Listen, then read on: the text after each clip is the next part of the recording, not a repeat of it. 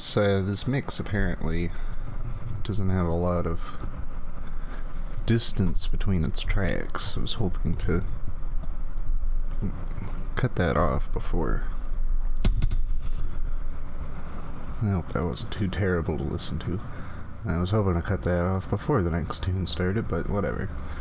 We're going to be listening to this for a while tonight since we are going back into 999, and we are going to be skipping a lot of things because we've already done them.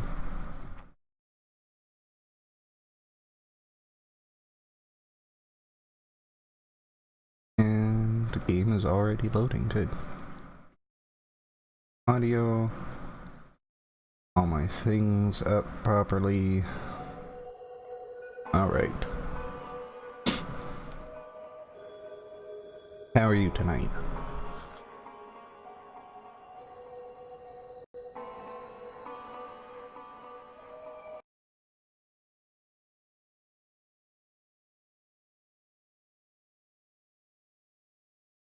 Good, that's good. Mostly just asking to make sure that my chat box is working, since it, you know, didn't work that one time. I'm also going to do that because I'm eating. Burrito for days. That is a heavy burrito.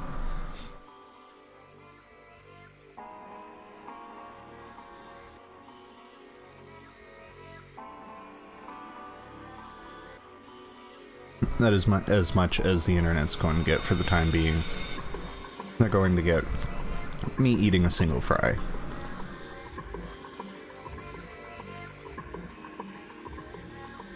Anyway.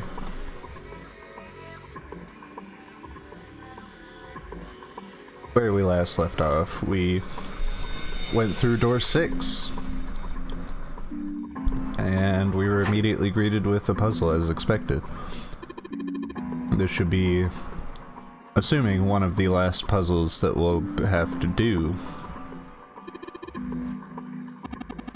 Might be a couple more. 3 small slots, terminals of some sort of, for some sort of connector, perhaps. Do you think we're supposed to plug something in here? Perhaps. Got a conveyor belt. It is probably here to move coal from place to place. Probably comes from over there. That's good, I'm glad you're enjoying the burrito, because these tacos are honestly like some of the laziest made tacos I've ever been given.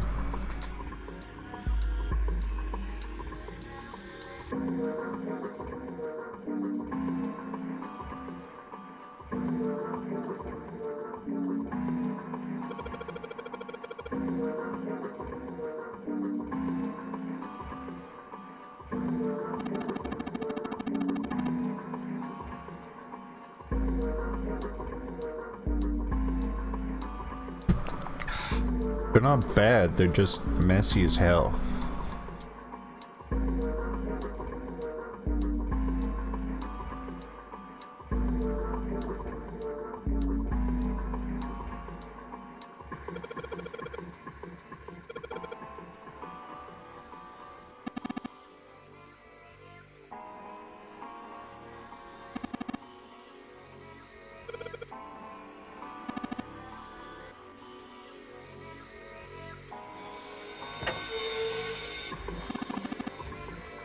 I believe this opening is for fueling the furnace. We're gonna put some coal in here and ignite it. And the steam engine might start working. Certainly possible.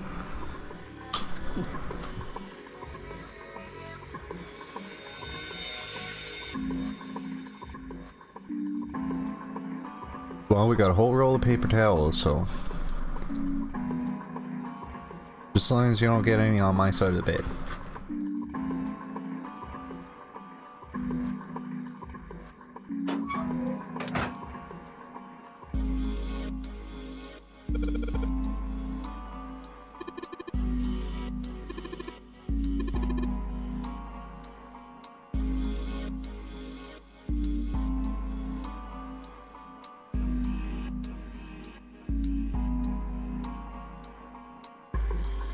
Gear is rusty, but it looks like it's still pretty sturdy. A golden gear. Doesn't look like it was always golden like this. Well, then I imagine it was prepared specifically for this game. Looks like there's a door over there in this tunnel. The belt over there must deliver the coal, which is then picked up and thrown into this door. The door appears to be welded shut, however. Okay. Welded shut is nice because it means we don't have to worry about it. Being pretty conscientious about keeping it over the plate. That's good. You're much better at that than I am. A pair of wooden boxes here. There's nothing in them. Look, Ace is some kind of snowman secret meeting. Those are just bags full of sand.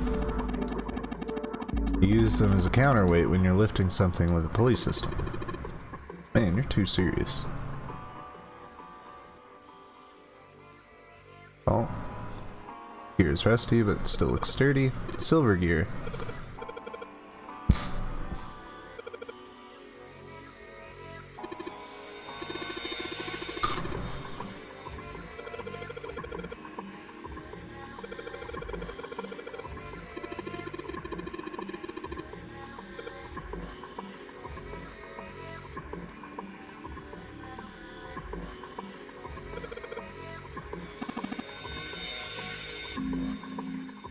Well, I don't want to get burrito on the bed, so yes, I'm being careful. That's good. I mean, if you really were upset about it, you could just eat next to me.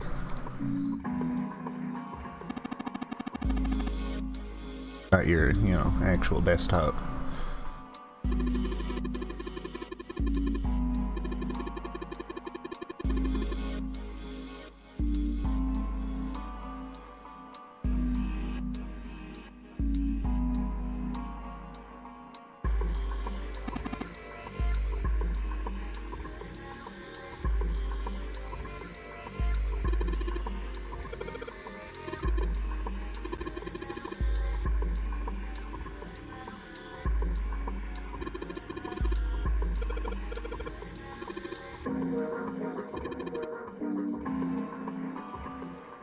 Oh, god damn it.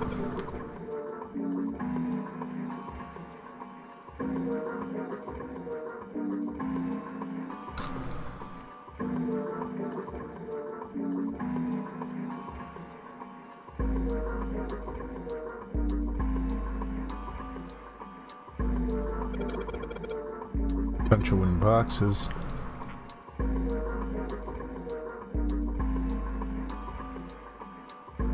Up the stairs. What's this?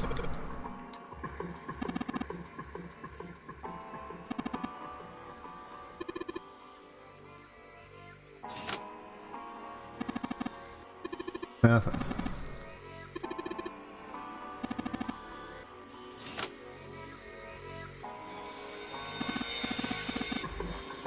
These ones won't move.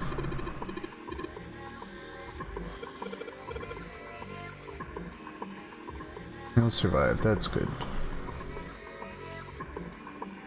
I might not survive these tacos.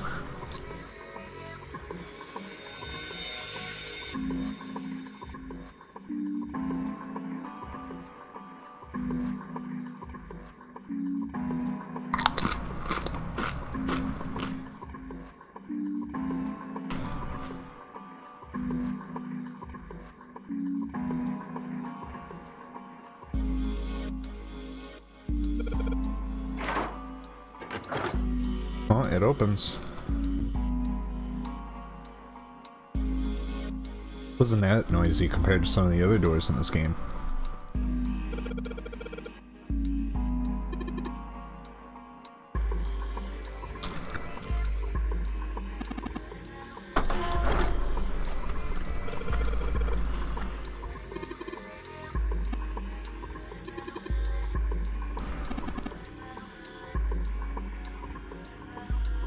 This puzzle is so complicated.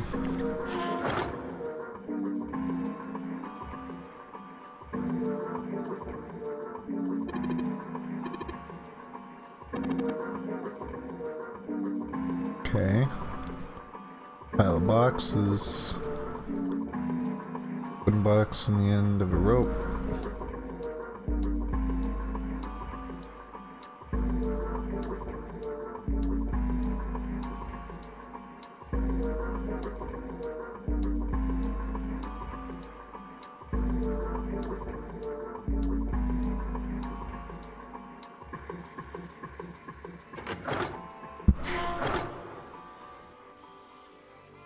Oh, this is okay, I get it.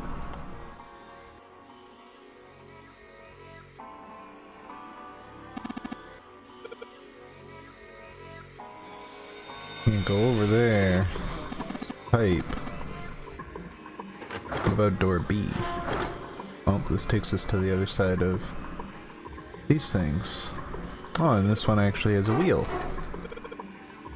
What?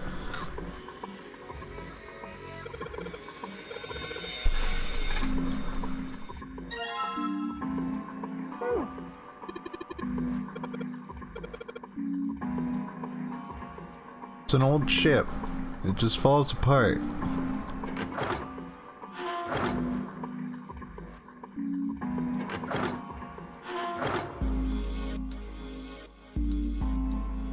Oh yeah, we got a wheel, didn't we?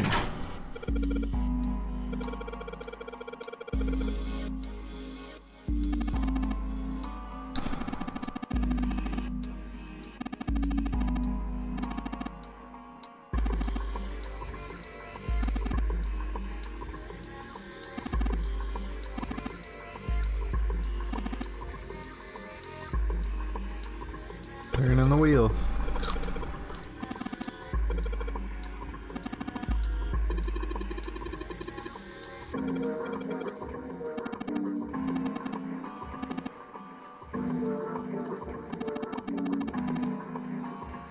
Why are you always counting on me? It's the second time you've said it in this scene. I believe the box has reached the floor. Yeah. June's down over by there. She doesn't seem to be improving. Well, of course not. She's not gonna just get better right away, you know? It'll take time. And a doctor. What could be causing this, I wonder? Illness, perhaps? Nah, it's gotta be exhaustion. Man, I'm probably some year X student who hasn't even figured out his schedule and failed stats 1000 like 7 times. She gets dropped into some weird-ass shit, forced to play some messed-up game. If you think about it, it's a lot weirder that we aren't freaking out just like her, you know? So you're saying we're abnormal? Yeah. We're just running around this room, solving all these puzzles like it's just business as usual. How the hell could you call that normal? Or maybe we failed it 9 times since it's 999. We're just guinea pigs. We're dependable guinea pigs, apparently. A guinea pig? You mean like a lab rat? You mean we're being used for some sort of experiment? Is that what you're saying? Dunno. But it does seem like a possibility, you know?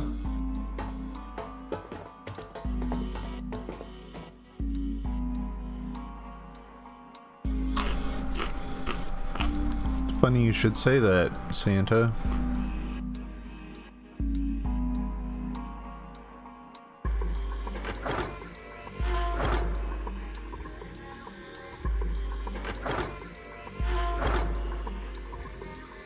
And back down the stairs.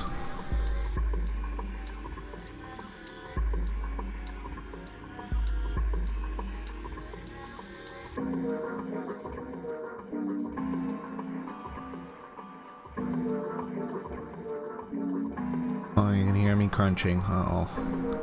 That's not good.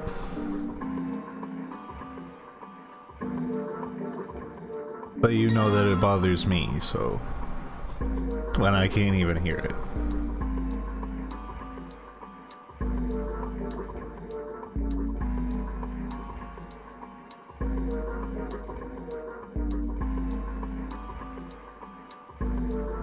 Control panel for something.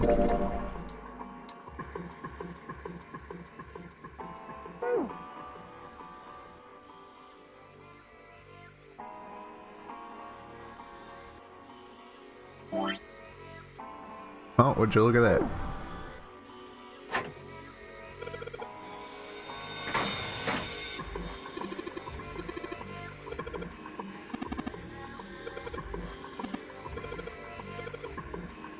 Push button.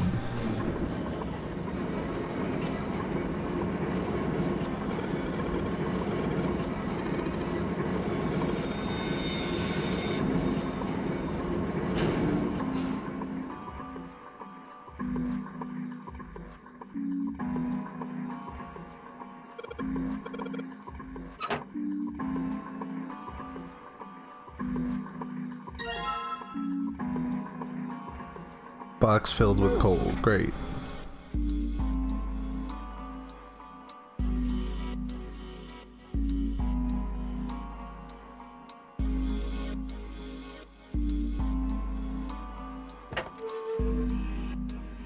Keep getting freezing.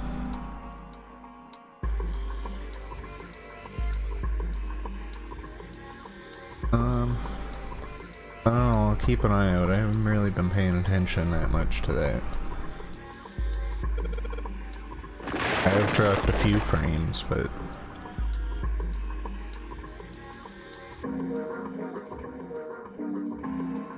Those again.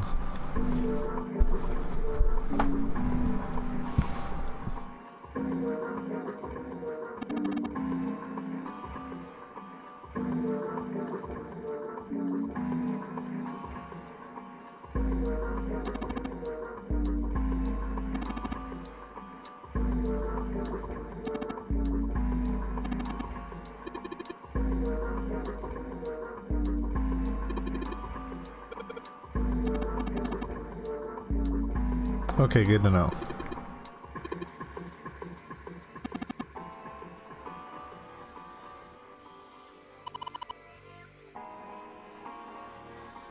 You can like pick up one single piece of coal and toss it into the furnace at a time.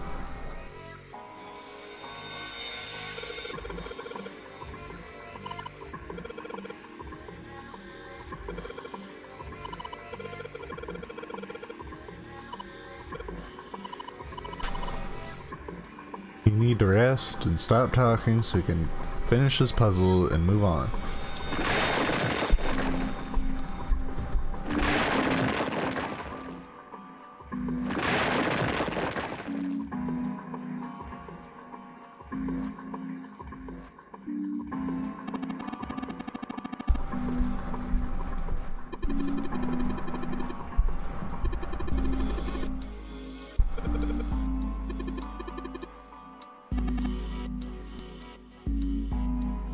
Didn't we go through that one door?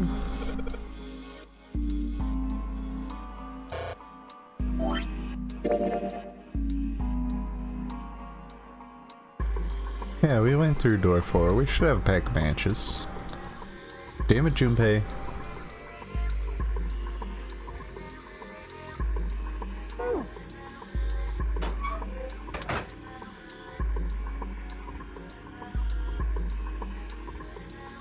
No, not the boxes. I want to go up here.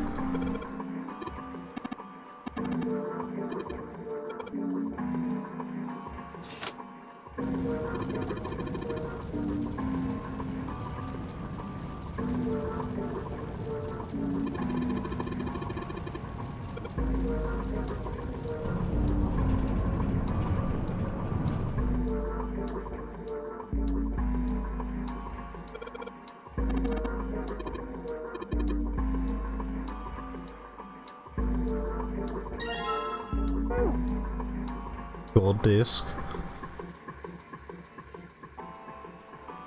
Gold disc 2. I mean, I would have went with, like, maybe he didn't, like... Maybe he didn't, like, maybe there was only one match, you know? Gold disc, silver disc, bronze disc.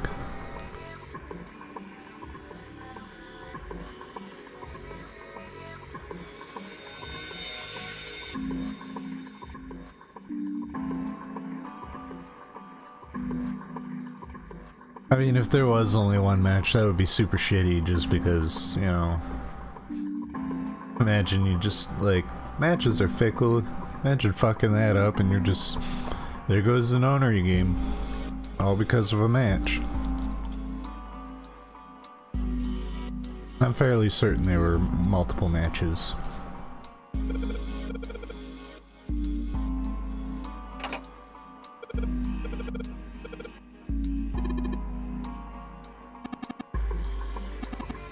Facing the wrong way.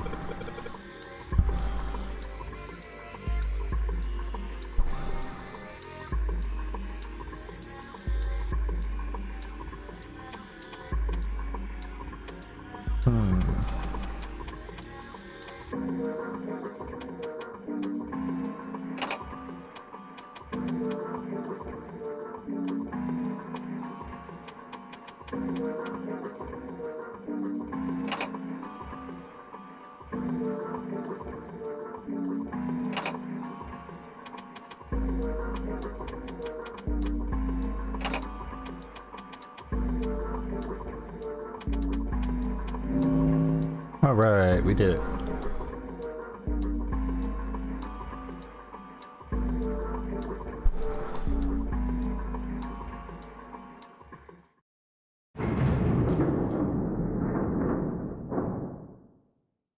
Is that our exit? Are we out of here? We are! Sweet.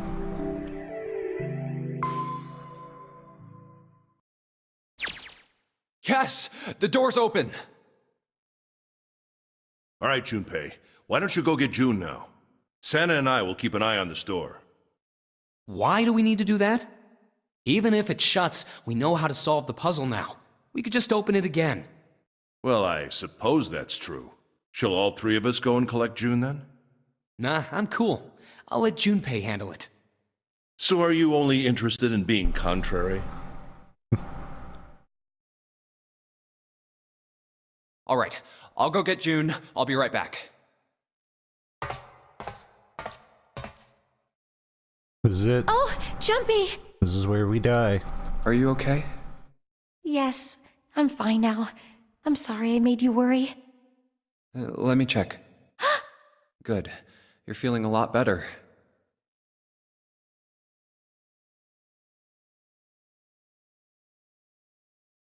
Hmm. Hmm.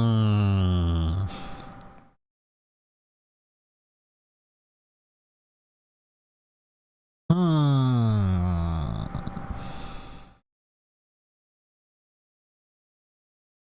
Are you sure you're all right?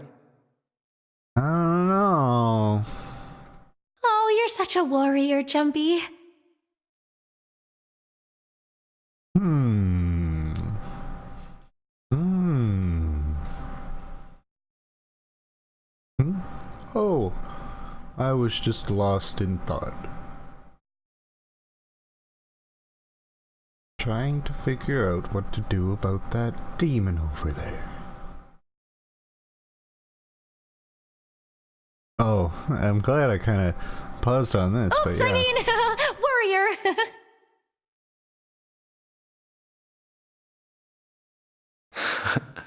All right, let's go. Go where? Oh, right, I didn't tell you. We got the exit open, so... Great! Let's go!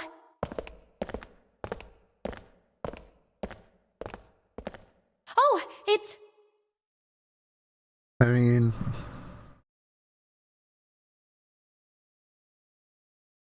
I know we talked about 7 being... Like, I don't think 7's 0 no more, but... I mean, even if I still suspected 7... He didn't,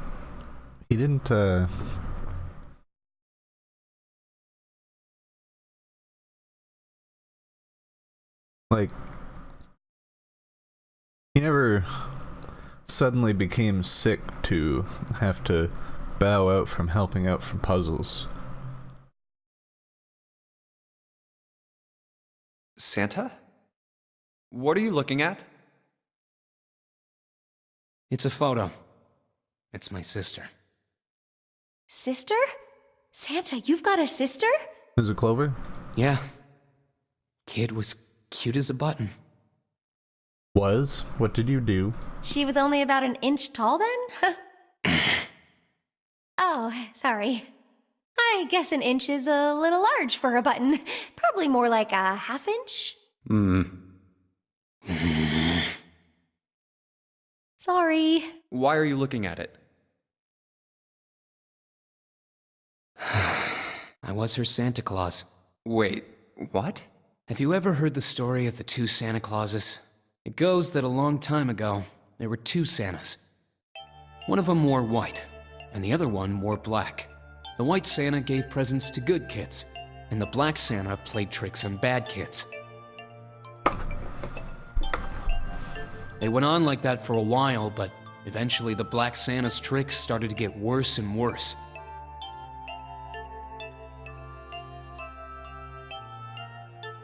Pretty soon, the white Santa couldn't stand it anymore, and he stabbed the black Santa to death. That doesn't sound like a story for children.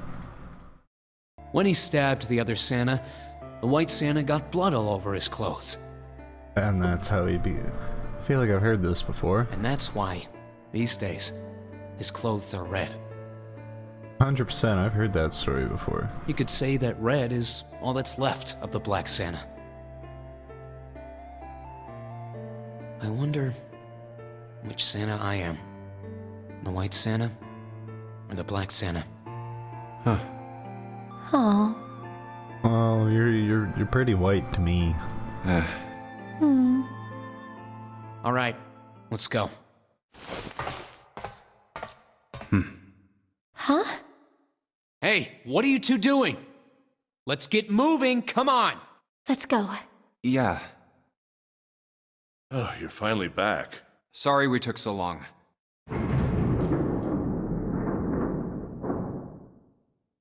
Let's go.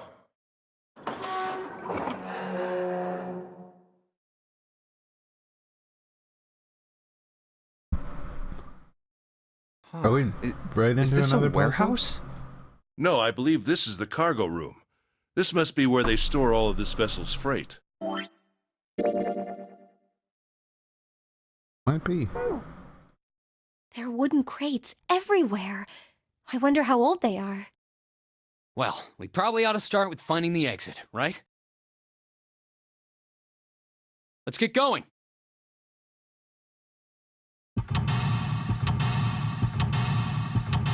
Yeah, we're right into it. Here's another puzzle for us.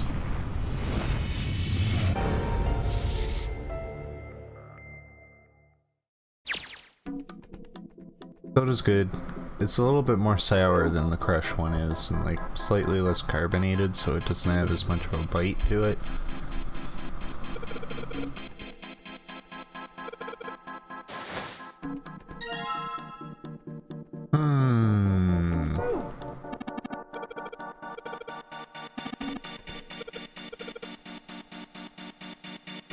Nobody's gonna comment on the fact that it's the Ninth Man?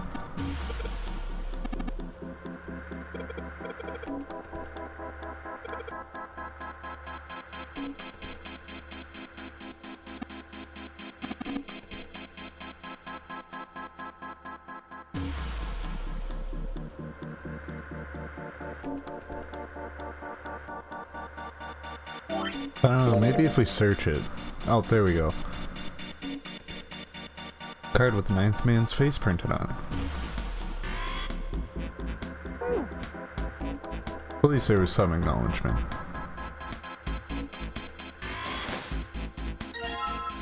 Oh, there's 7.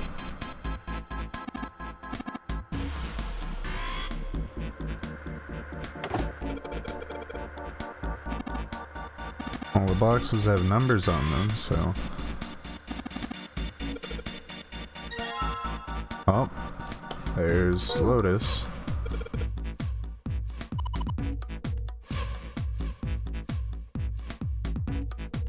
Oh, do we need all the cards? Okay. Oh, there's 2. There's Junpei and June.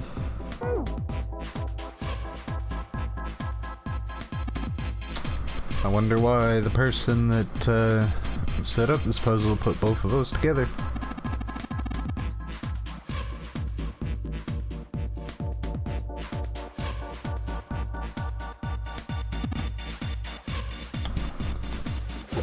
Almost like they want to reinforce the narrative of June and Junpei trusting each other. Oh, that's 7 of them. It's 8 of them. Which one are we missing now? 1, 2. We're just missing Santa's.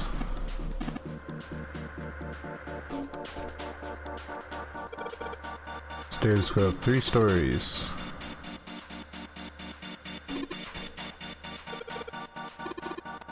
Clover.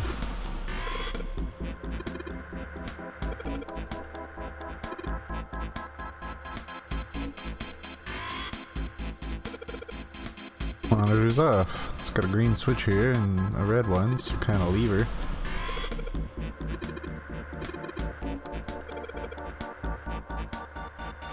Oh, I'm sorry.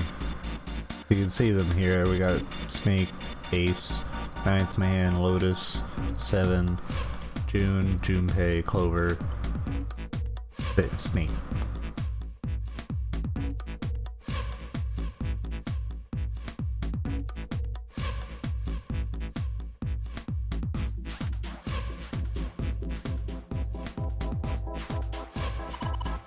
Three crates stacked up like stairs.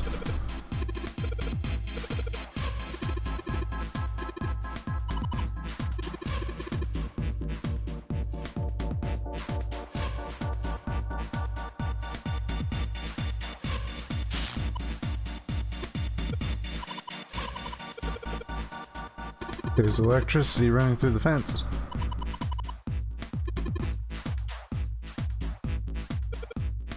Would not be able to come back.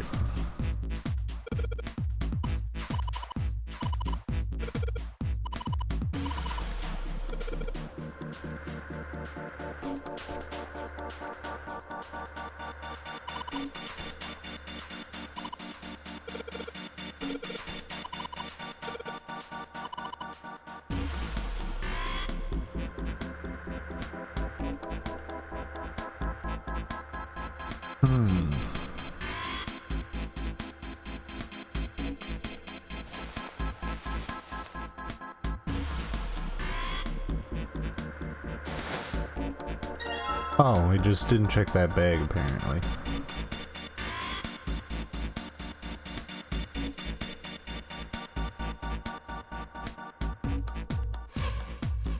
Oh. I was like, what happened to our ace card? And it's just, oh, it's over here. Okay, we got all the cards.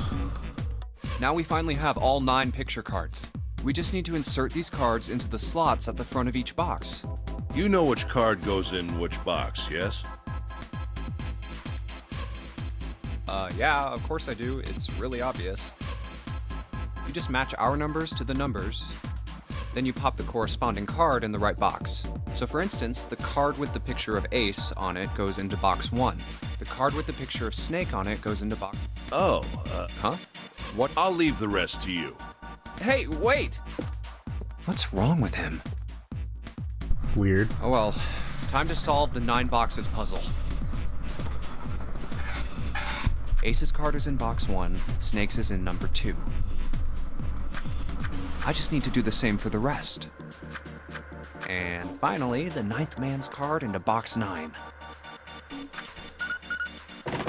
Yeah! Oh, they opened! What the?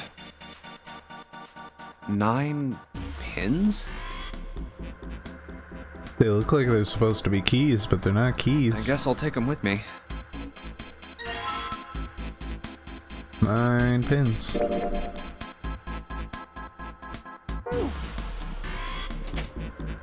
Okay.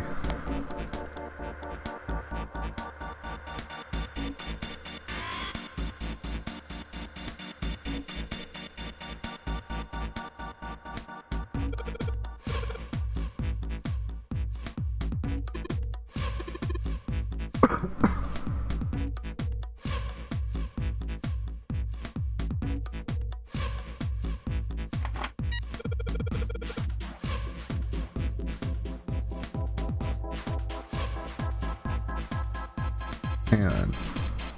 246. And then 7 or 357. So 246 has a digital root 3. Damn it. 357 has a digital root of, let's see, 7 plus 5 or 15, so 6. So, and those two lit up. Santa, get your head out of the way. I need to see if the 9 is still lit up.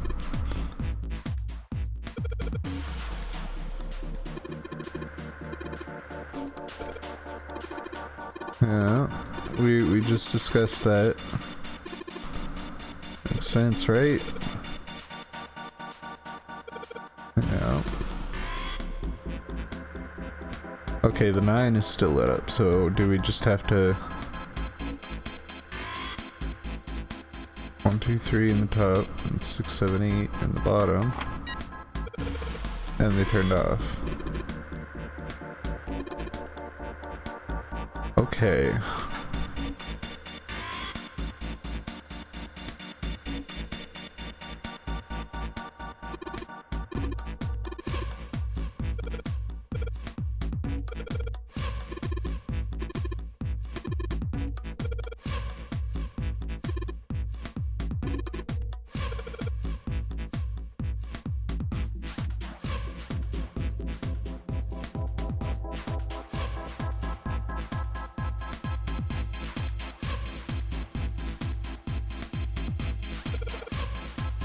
Okay. 1,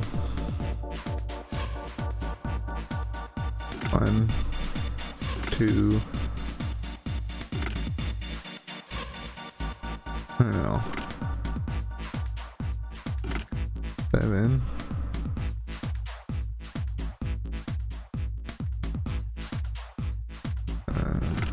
3, 4.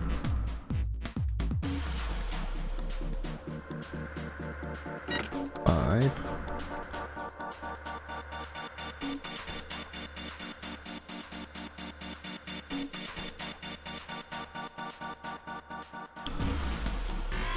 1, 2.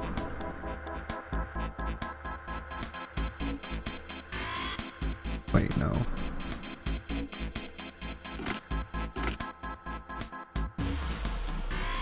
3, 2, 6.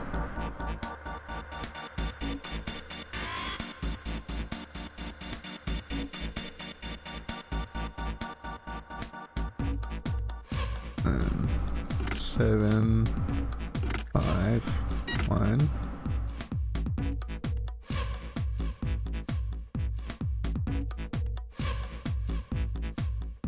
Alright, then we need...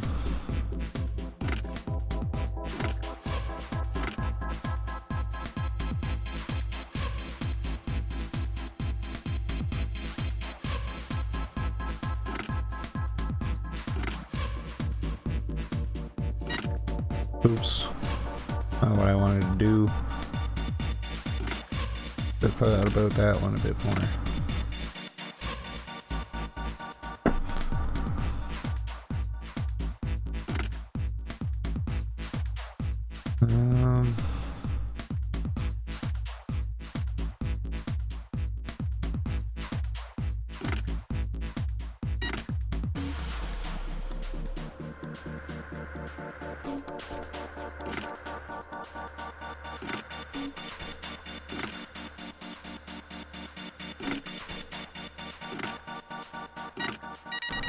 Yeah, that wasn't so bad. Fuck.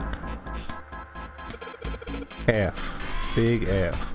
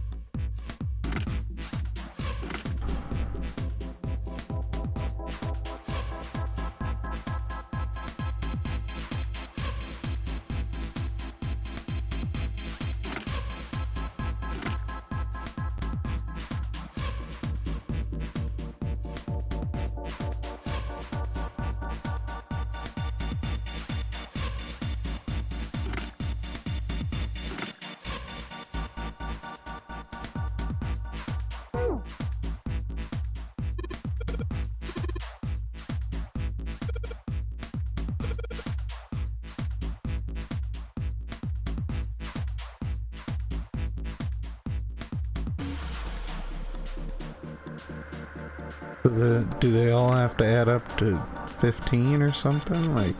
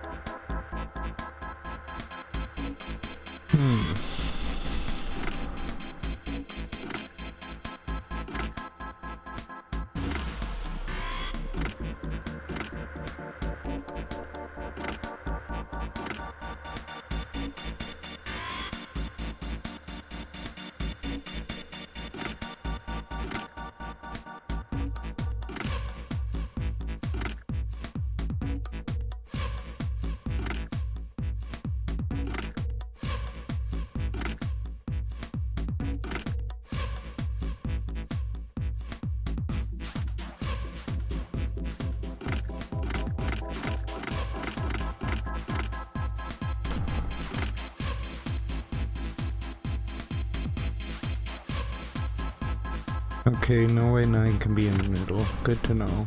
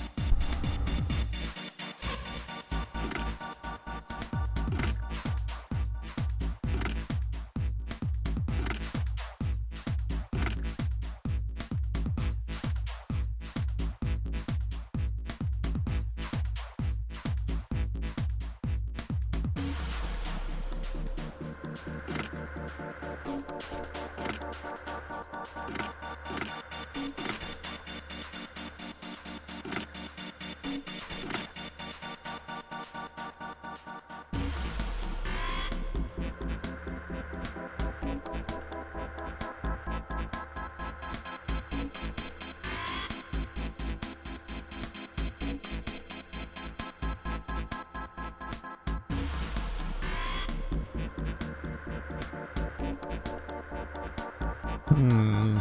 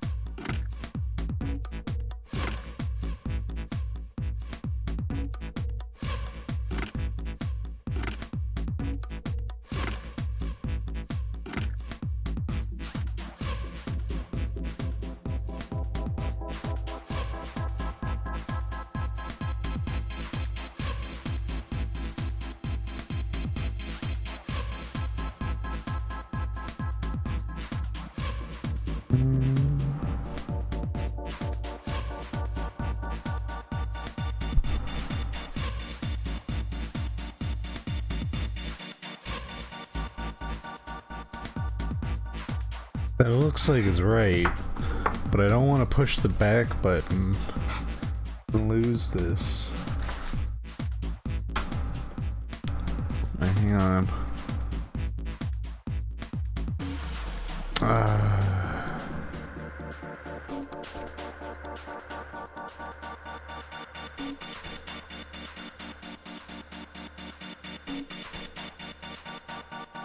Let's see.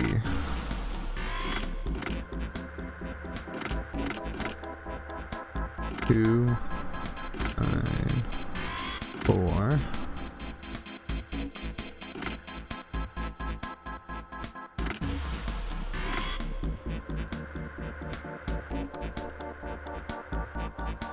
No, not quite.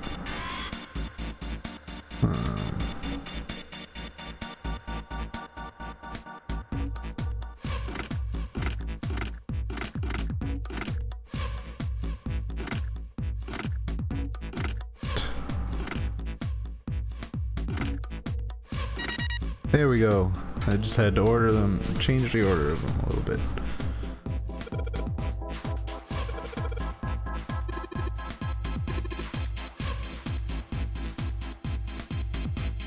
Okay, power's on.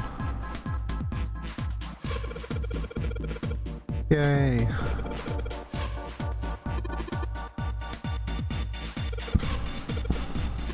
Where did you find this?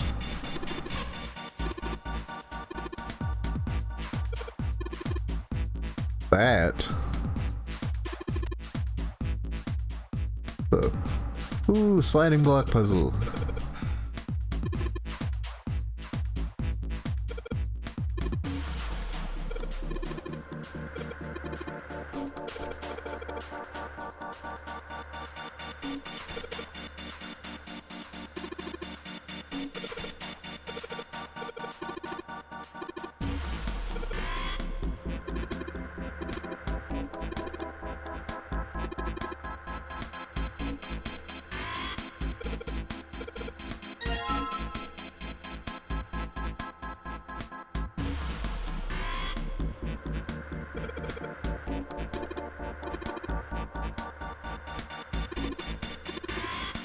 $50 moves.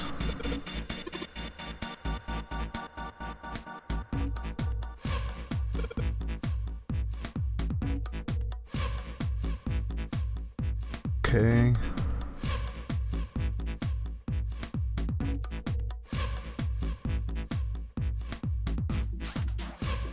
But can I only push things? Like, I'm assuming I can't pull anything.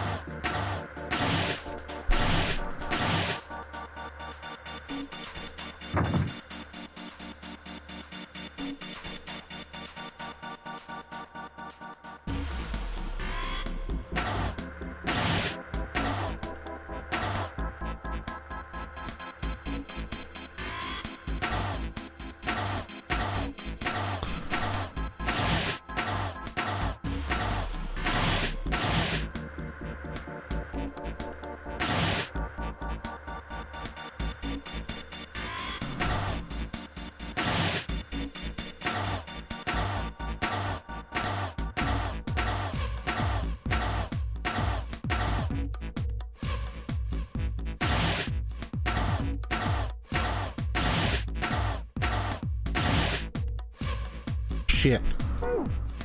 Oops. I was hoping that would just like go back. Reset. Not reset entirely, but like go back with some moves.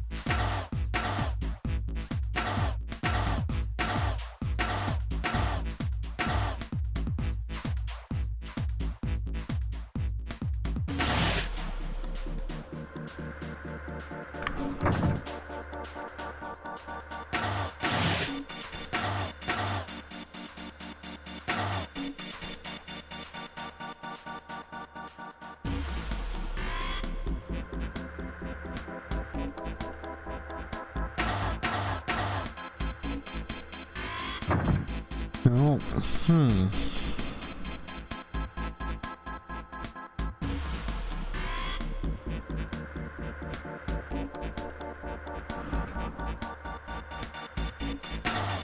yeah, maybe. I'm not too sure.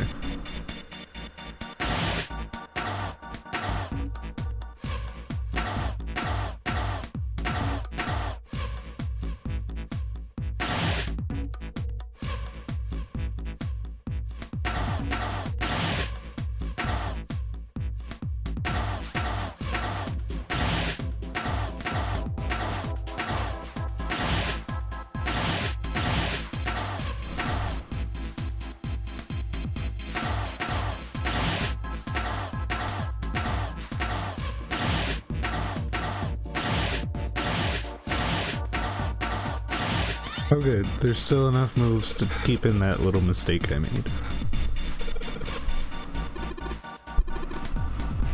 It's moving.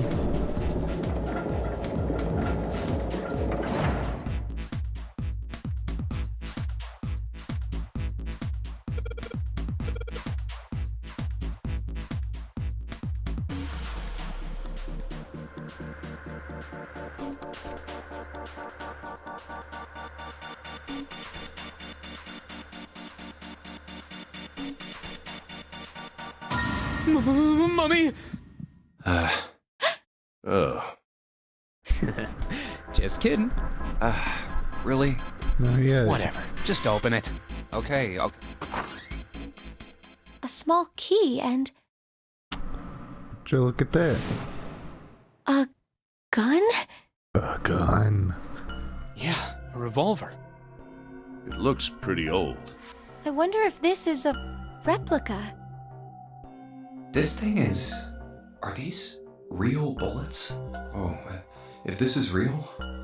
Oh. Big shiny gun. You're not gonna take it? Of course not. All something like this is gonna do is cause more trouble. It's a powerful weapon that gives one person a huge advantage. What you should do is like either toss it somewhere where someone can't get it, or just like discharge all the bullets in a safe manner so that, you know, there's no more ammo. Something like that would be way too dangerous to have around. We're in enough danger already. Exactly. Get rid of it. Don't leave it for somebody to pick up. Yeah, I suppose you're right. Maybe Zero put this gun here, hoping that something like that might happen. In other words, maybe he put it here to make us fight each other. In that case, we should most certainly leave it here. I, for one, have no desire to let Zero control me. I mean, even if you take the bullets, then it's like, you know, you've still got two parts to a whole. Me neither. Okay, we've got that figured out. But you aren't gonna leave that key in there, are you? Of course not. We'll take that with us. Where's the key?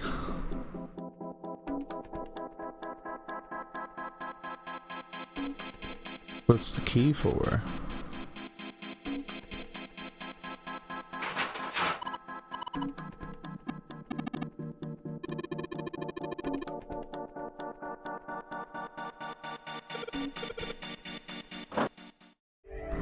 See, it's like I never want to believe that these puzzles are over. It's like there's got to be more. Long to it. hallway, huh? Let's check it out.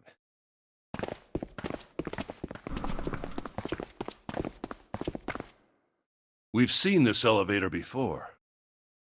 We got off the one on the left just a little while ago. Then we went through the number 6 door, and that took us to the engine room.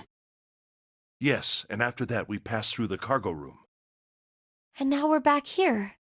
In other words, we made a loop. We're back where we started. But what does this elevator take us to?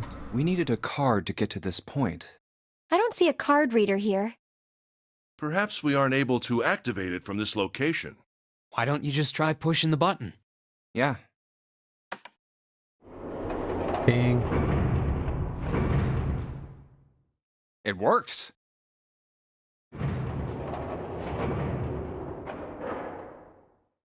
I think so. Good. Now we can go back if we need to. What do we do? Should we return to C deck? No, this hallway keeps going. Even if we do end up going back, I think we should see what's down there first. I agree. Let's go.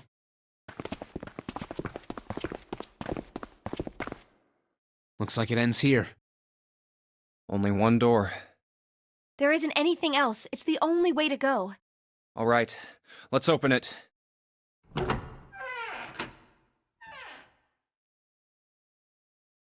And this is the number 9 The 9 door. door. Of course it wouldn't be that easy. Vacant. Huh. We finally found it. Jumpy! Huh? Look! Behind you! What? A 9 door. There's another one. Why? It's 9, no matter how you look at it. The red is there too. So this is a real one? Why? Why the hell are there 2 doors? There were always 2 doors. I mean, if you think about it, Zero never actually said there was only one door with a 9 on it. It is hidden, but an exit can be found. Seek a way out. Seek a door that carries a 9. Of course, we just assumed that there was only one. After all, why would there be more than one? Oh, man. We fell for it.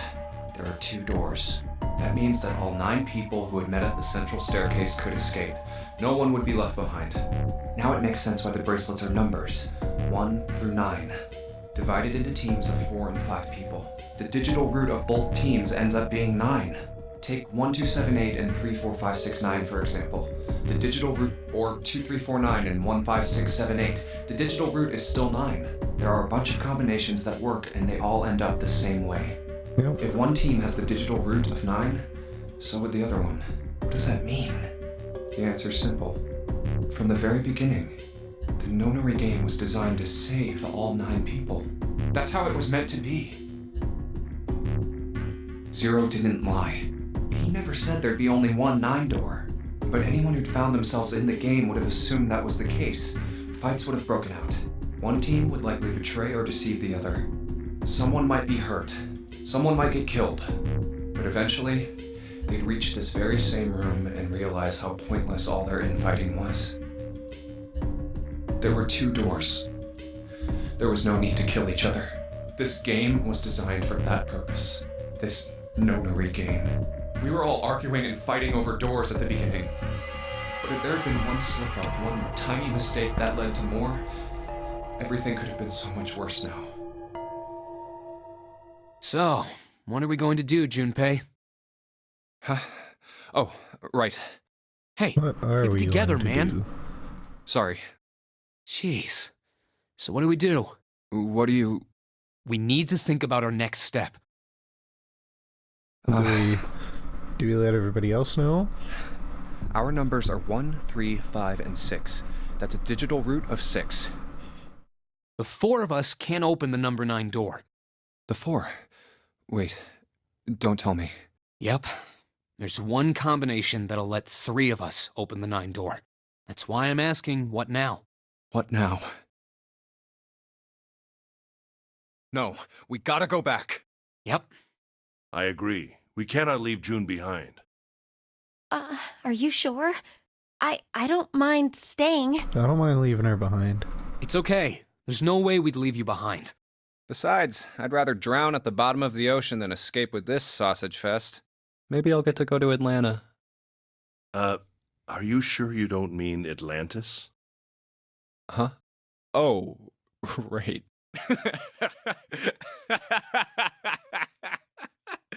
You guys.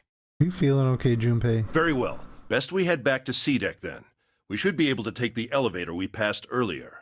I think Junpei needs some sleep. Perhaps Clover, Seven, and Lotus will have returned from door 1. But even with all 7 of us, Maybe he caught whatever June's got. Standing around here isn't going to accomplish anything, don't you agree?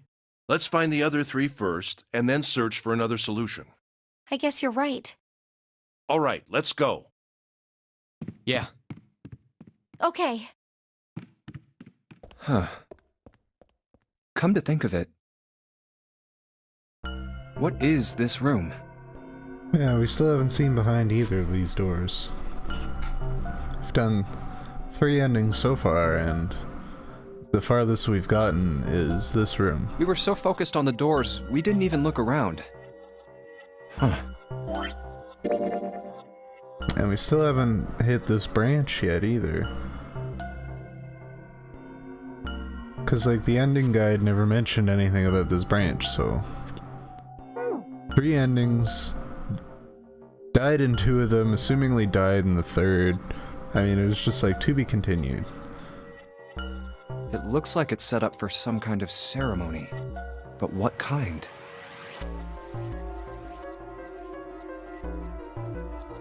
Huh. A coffin? What on earth is a coffin doing in a place like this? Hey, Junpei, the hell are you doing? Let's move. Right, okay. I'll be right there.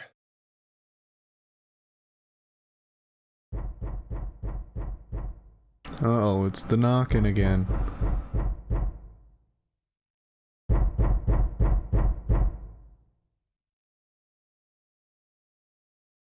When the coffin's a knockin', don't come a rockin', I guess.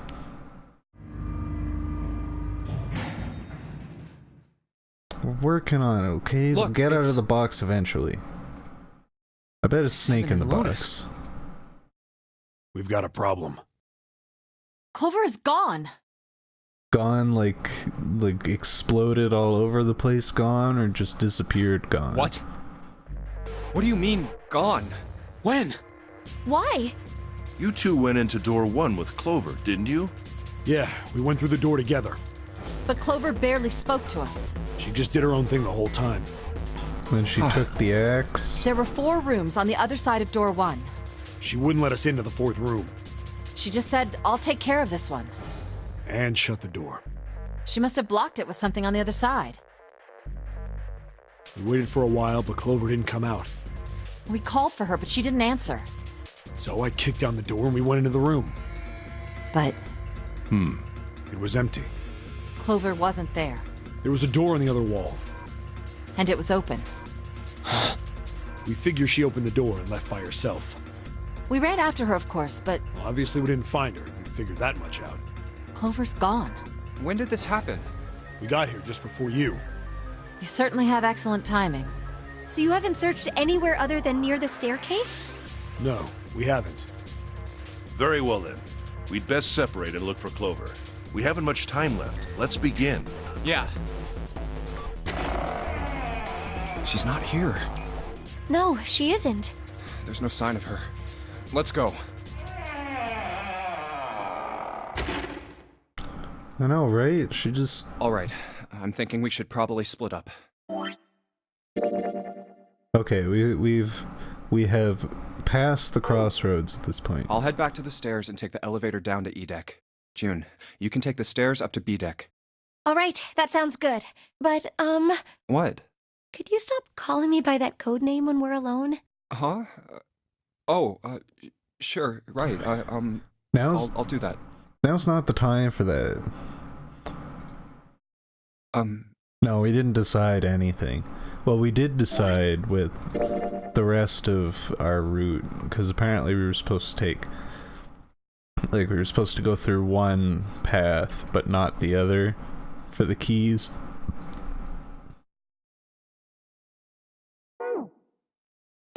Jumpy? To get the other one, we have to completely avoid the keys. Oh, no, it's nothing. All right, I'm going then. Yeah, be careful, Kane. You be careful too, Jumpy. Yeah, got it.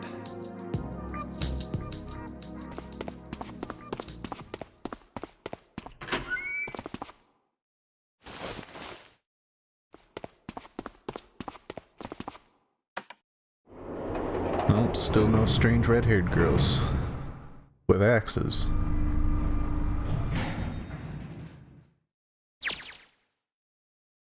Tragedy always strikes when one least expects it. But to wait for a man to stand before striking him down seems almost crueler than dealing a fatal blow when he lies on the ground. Yeah, we're not avoiding this axe girl. I'm sorry to say. I'm gonna turn down my mic a tiny bit. I hope it's not coming out too loud, but on OBS and my mixer it's coming out pretty loud. A light in the dark place, June's smile had given him hope, both for escape and possibly for something else. It was that hope that raised his spirits just enough that they might soon be fully dashed. He opened the elevator door, and there she was. A woman sat, slouched against the wall. Lotus. Junpei felt his blood turn to ice. Her body was limp, and her skin smooth and pale as always. It was covered in bright red blood. Junpei felt his chest constrict. He couldn't breathe, and his legs began to shake. A slow, cold drip of sweat trickled down his back. He felt his stomach somersault. Junpei's mind went blank, all his thoughts replaced with endless hissing white. Driven by little more than instinct, he began to walk towards Lotus slowly. Each slow movement of his stiff limbs brought him closer to her corpse.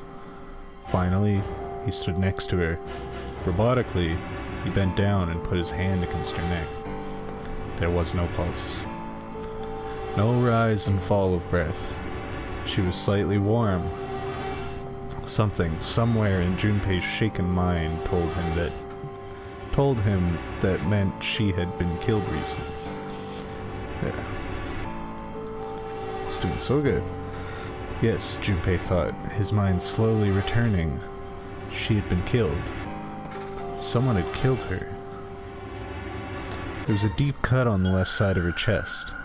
Blood still oozed from it, although clearly her heart had stopped beating some time ago. The weapon had been a knife. Perhaps she had been stabbed in the heart once. She would have died immediately. He took little comfort in knowing she must have suffered very little. Only then did Junpei notice Lotus's bracelet was gone. Lastly, let us discuss how to remove the bracelets. There are only two ways to do so. One, you escape from this ship.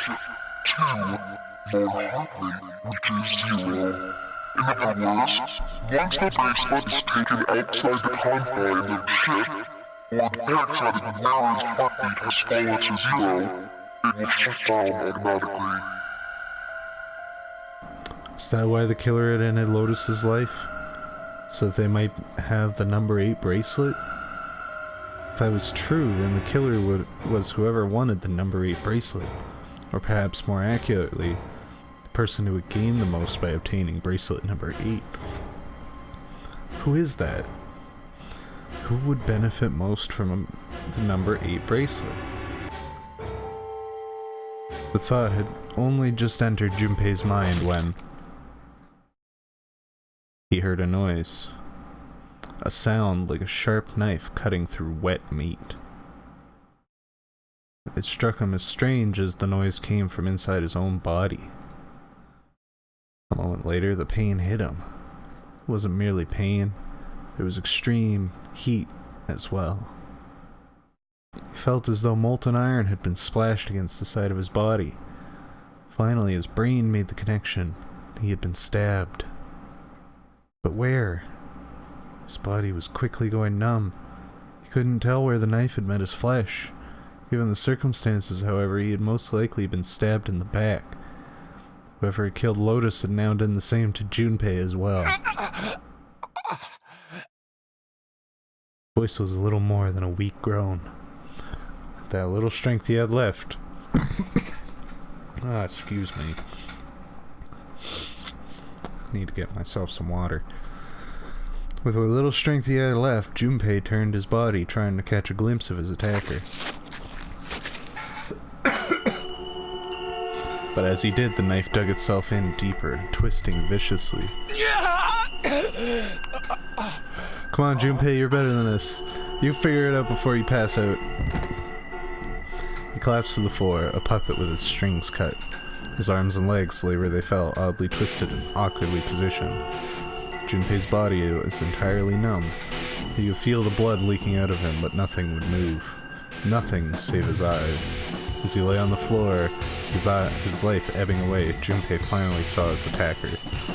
2 tiny images of the killer reflected in his eyes. With that recognition came nothing. He felt no emotions, not anger, not sadness, not regret. The paralysis that had claimed his body had reached his mind. His killer glanced down at his body. Was it Santa?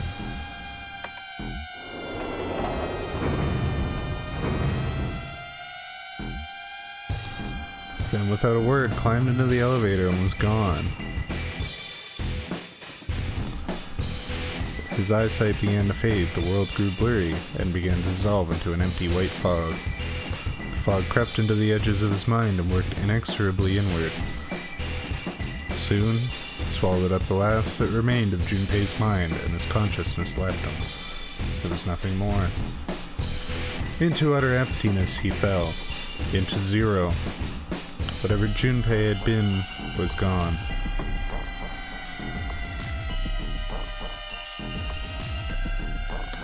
Bad end. Again. We died.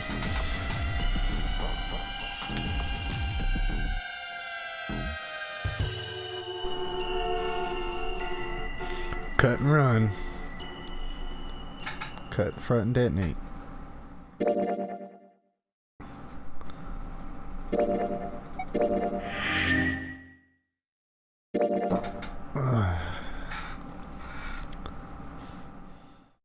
Oh, there we go.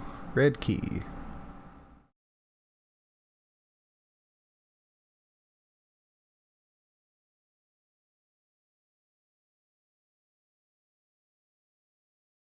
I'm assuming that means, like, we didn't take the red key here, so that means we have to go down this path to take the red key. And then go down this path to get the other red keys.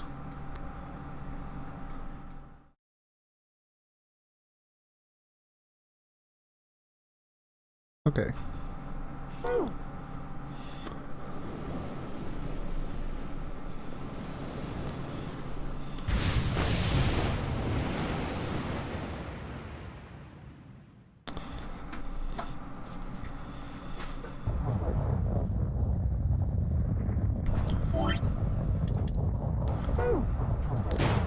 I'm just gonna let this run.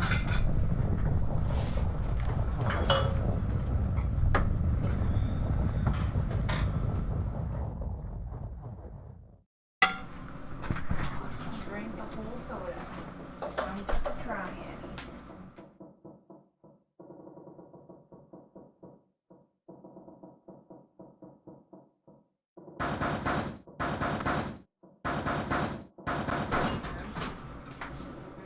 Deal with that.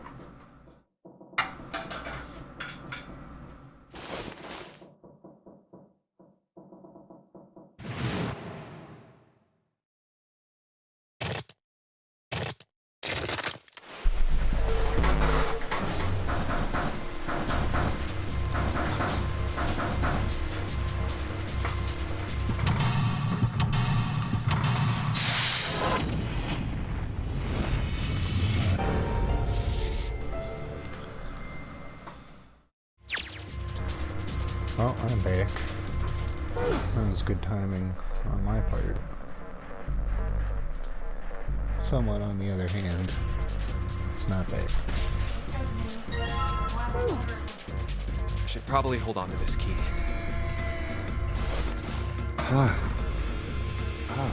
What's up with my face?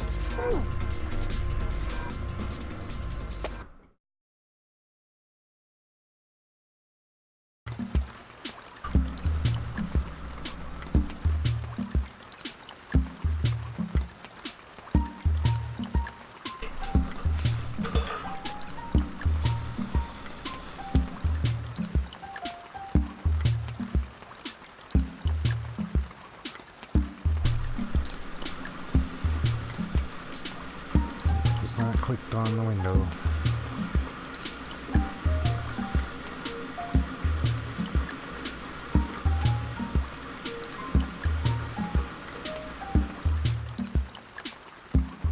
I know, you're not missing much, but I'm gonna harass you anyway, because it's fun.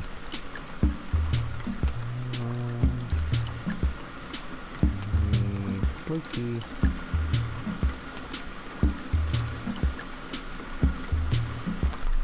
I know, I'm quite rude.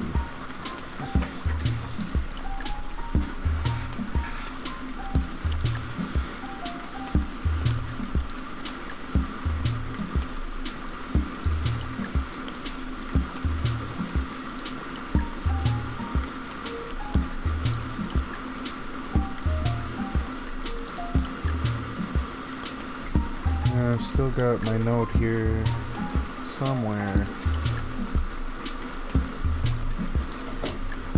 There it is. Yep.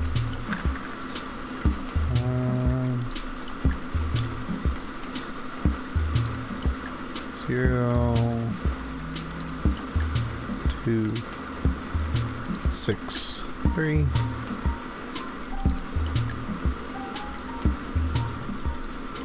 And we get our digital root file.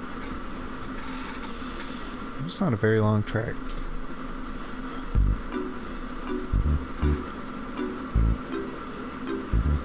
Blah blah blah blah, digital root.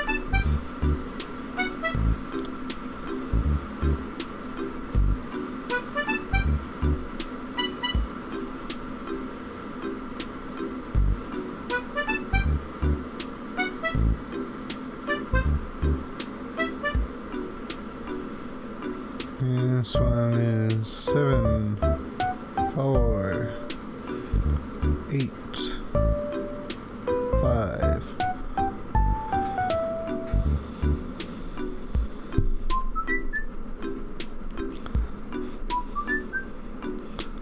Look, assuming that we do this right, we should only have to see the beginning of this game one more time after this.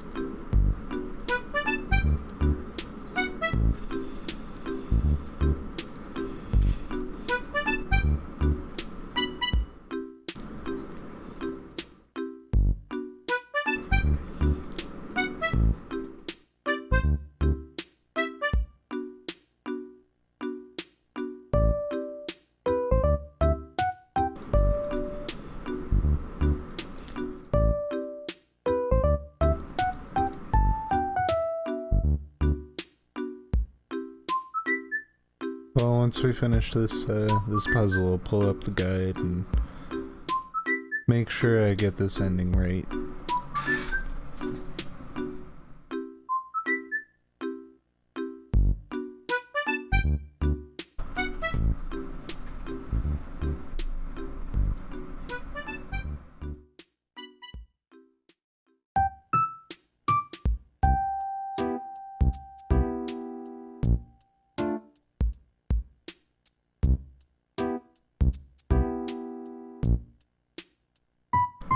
Yeah, the guide just says 586. So I'm assuming it's not much more complicated than that.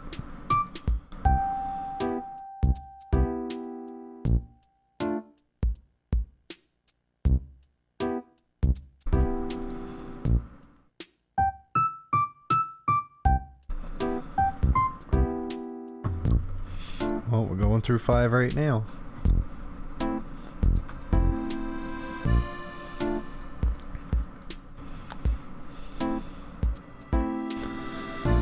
Okay, it's not the right 5 door.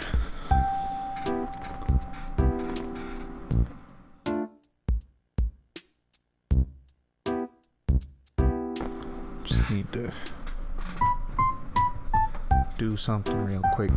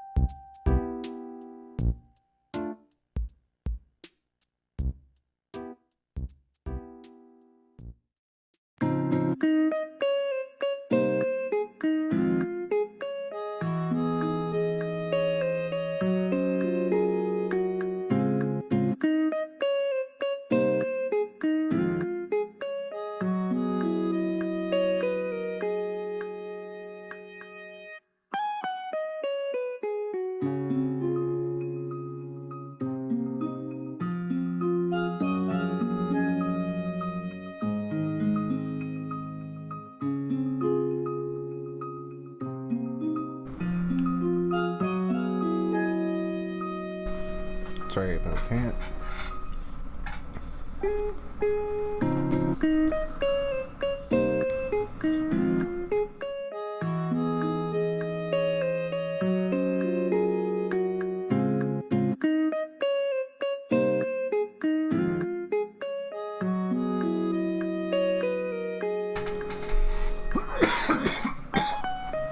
Just had some things to check there real quick.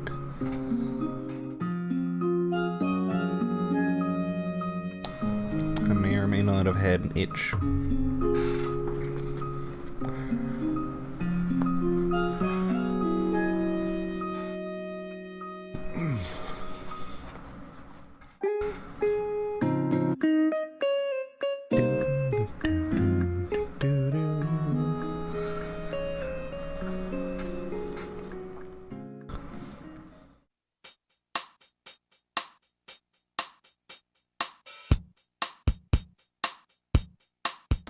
So this is it, we're gonna finish this game tonight. Ideally. About an hour and a half in right now. Depending on how long it takes. We're gonna have to figure out a new new game to play. Turn this down real quick.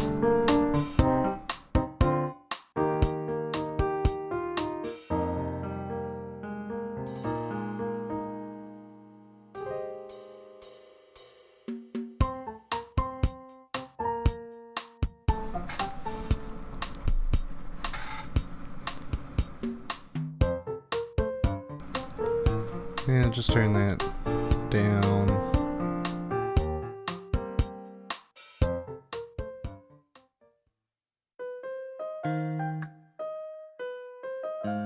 Yeah, I turned the music down a bit, and I turned my voice back up to the original settings that it was on.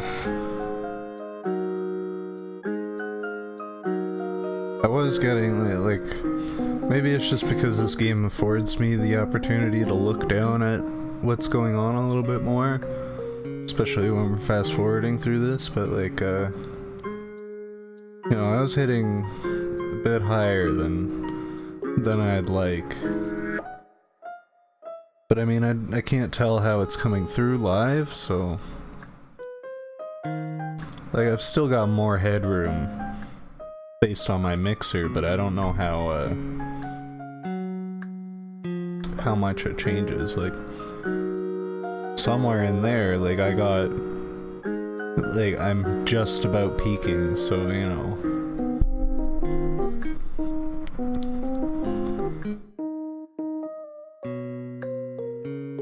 And that's the farthest down that I've seen it go in quite a while.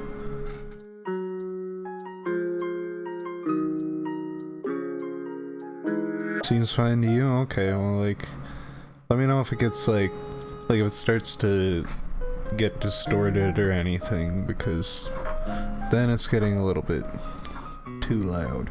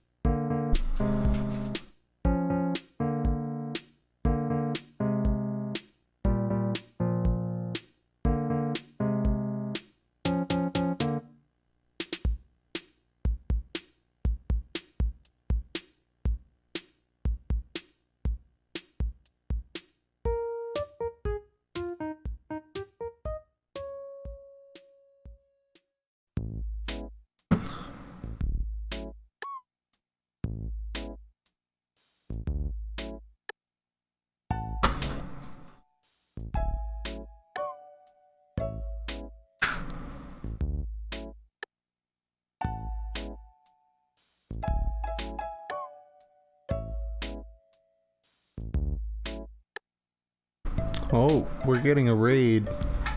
This is new. Hello. Getting a raid from Wolf Machina. This is our first raid. Hello from the WWF. Thank you, Wolf Machina, for... Ooh. Oh, I picked the wrong thing. Way to go, me.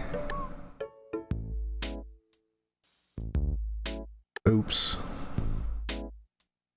I'm very flustered. Thank you for the, That was just out of nowhere. Was not expecting that. That is coming in with a raid of 20 people. Yeah, I am new to this, so I do not, let's see. We messed up. We need to go back. Anyway, I'm gonna address the raid first. Thank you, Wolf Machina, for that. Hey, Menos. How's it going? Glad to see you in here as well. I might know a friend of yours. Oh, wow. I have, you know, I'm not sure who that might be, but, thankful for my friends, I guess. Sorry, I'm very flustered right now. This is very embarrassing. Yeah, like I'm pretty new to Twitch. I've been watching Twitch for a long time, but I only recently started streaming about a month ago. So this is actually hey Poison, thank you. Nice to meet you. So I'm pretty new to this. I'm looking for a job, so I'm taking advantage of the time that I have to stream as much as possible. So basically what I've been doing here is mostly oh,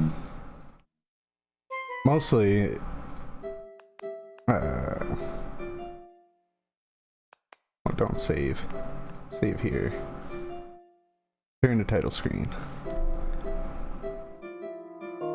Yeah, I need a notification. I need to set up all that. I am very behind. I've just been focusing on, you know, just streaming and but yeah, mostly what we do is game clearing around here. So I've got you can see in my channel description, there's my backloggery. You can see my entire game collection in there, and I'm just trying to clear out as many games that I haven't beaten as possible. So if you're interested in that, feel free to hit the follow button.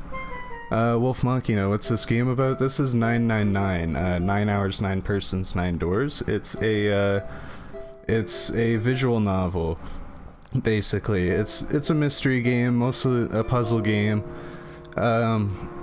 Most of the puzzles are centered around like escape room stuff, so we're here just talking about random stuff like colors and hating bugs. Yeah, that sounds fair. I'm glad to. Those conversations are definitely interesting. But yeah, so it's mostly centered around like escape room puzzles, and then there's a story around it and stuff. We've actually gone through 4 endings so far. What's going on here? Loading. So we've actually gone through 4 endings here of the game, so we're pretty. Yeah, that's why the background music is going on, because we were just skipping dialogue, and this was stuff that we'd seen before. But I guess we can go through the beginning of the game again, just to show it off, given that we've got. This is not ordinary for a raid to happen.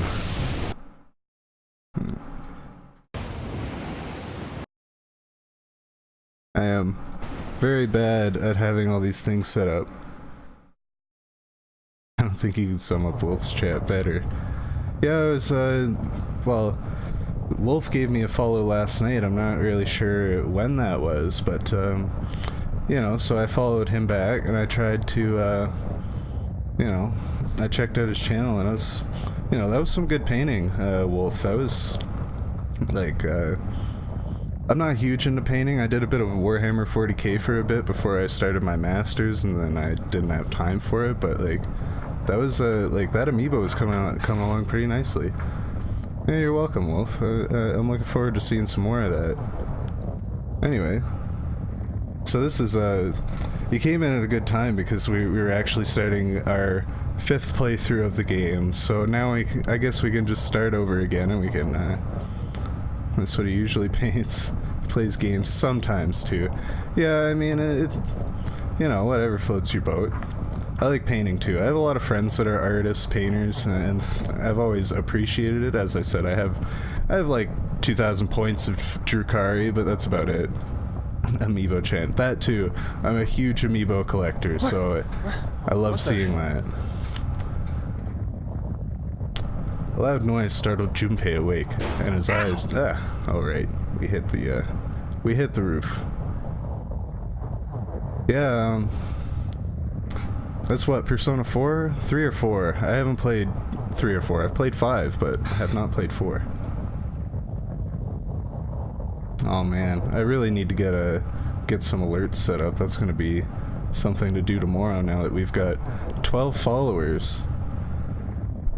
I guess that means we've hit our first follower goal as well, with 10 followers. It's gonna do Wind Waker randomizer, so I guess we'll do that on Sunday. This guy's already me, I'm so clumsy. Oh yeah. Yeah, Ree's pretty clumsy too. With a crack, Junpei's head connected with something metal. He rolled over and threw his hand to steady himself, but he found himself groping at empty air. What? Whoa! Thanks, Fallen. His balance lost and still fuzzy mind struggling to understand what was going on, Junpei tumbled down to the cold gray floor. Ouch! God damn it! Ah! What the hell? I usually play games too and paint Warhammer on Fridays. Nice. I fell pretty far. That really hurt. Damn, my eyesight's kind of blurry. Must have hit my head. Oh yeah, the Stardew Valley playthrough. Yeah, I did promise that to Menos, so I guess they'll be pretty excited. No, wait, that's not it. An earthquake, but it's shaking too fast for that. Anyway.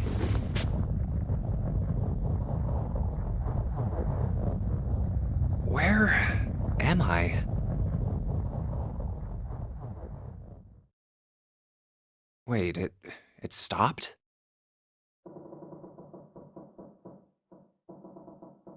What's that sound?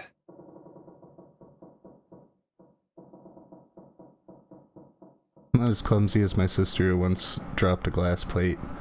That's... I don't know, I've fallen down the stairs holding a bowl full of Chef Boyardee before, and that is not a good time either. 5? What's this 5 mean? It won't open. What's this?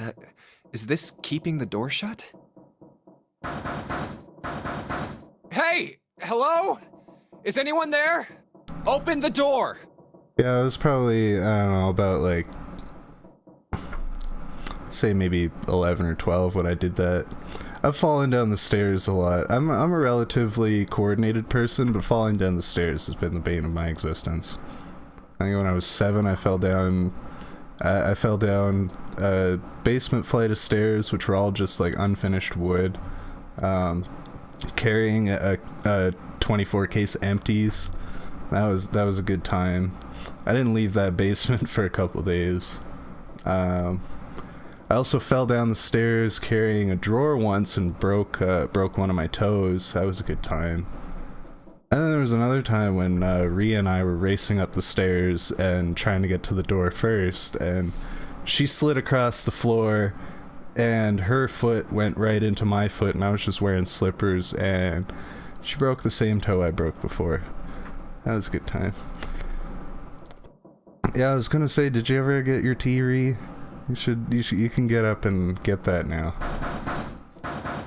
Yeah, Rhea loves her tea. I prefer my coffee. Huh? What the hell is this? Oh man, we're up to 17 followers. This is crazy. A watch? It doesn't... I need to address this. Let's see. Yeah. Look at my new followers the only way I know how. That's by going to my own channel. Let's see. Starting from the top, we got Webbo Games 657, Lindsay, Dimension Kitten, Kill Damien, Peacockkin, Fallen Blood Tear, Laureen Louise, I'm Daisy by the way, Arch Rhythm, Norantastic, Poison 384, and Unimagined Ruthless. All following.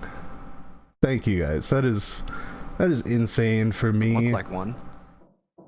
I didn't think I was gonna, like, it's been less than a month, and I didn't think I was gonna even come close to having, like, even 10 viewers, 20 viewers. This is crazy. First follower T, yeah.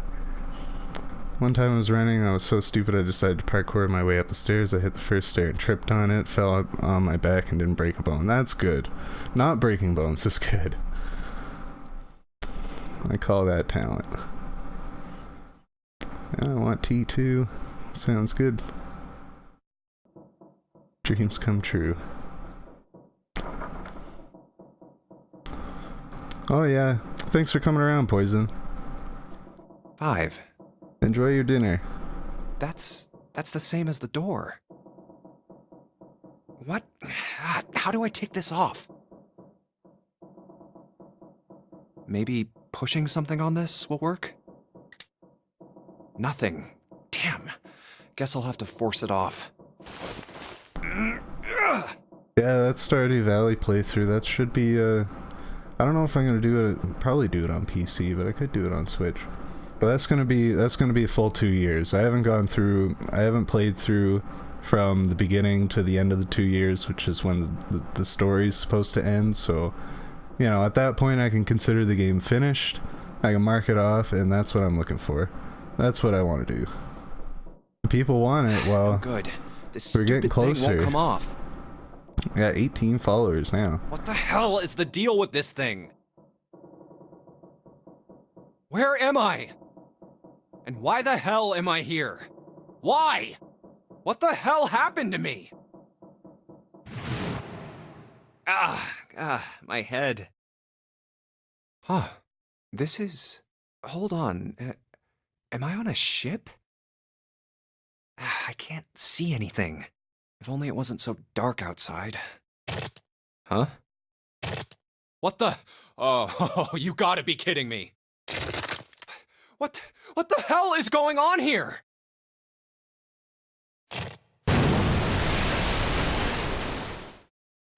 What the hell?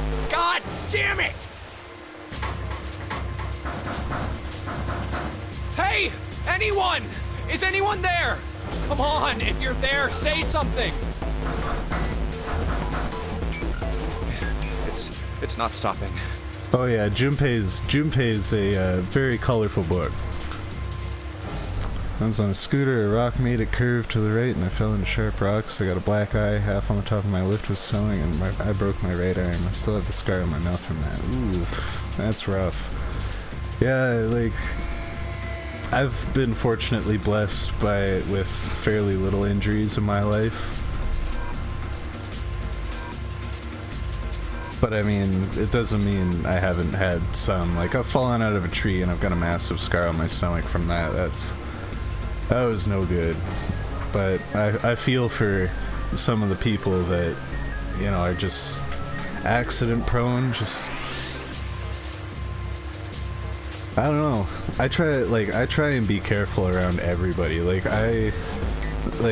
Ree can vouch for this. I'm pretty sure she was there when I did it, but I remember going to McDonald's and I saw like somebody, like one of the workers behind the counter drop an ice cube on the floor, and like I went up to the counter almost immediately and like took one of the employees aside and was like, hey, there's an ice cube on the floor. I don't want to see somebody slip on that. Like that's gonna ruin my day just as much as theirs, you know? Like I don't want to see that. So like I'm always trying to be careful around people, but like that's the thing. Like I don't even see like people get in accidents or get hurt all that much either. My sister pushed me off the couch because I got in her spot and broke my left arm. Ooh. At 2, that's rough. Not good. Not good at all. I need to find a way out, and fast.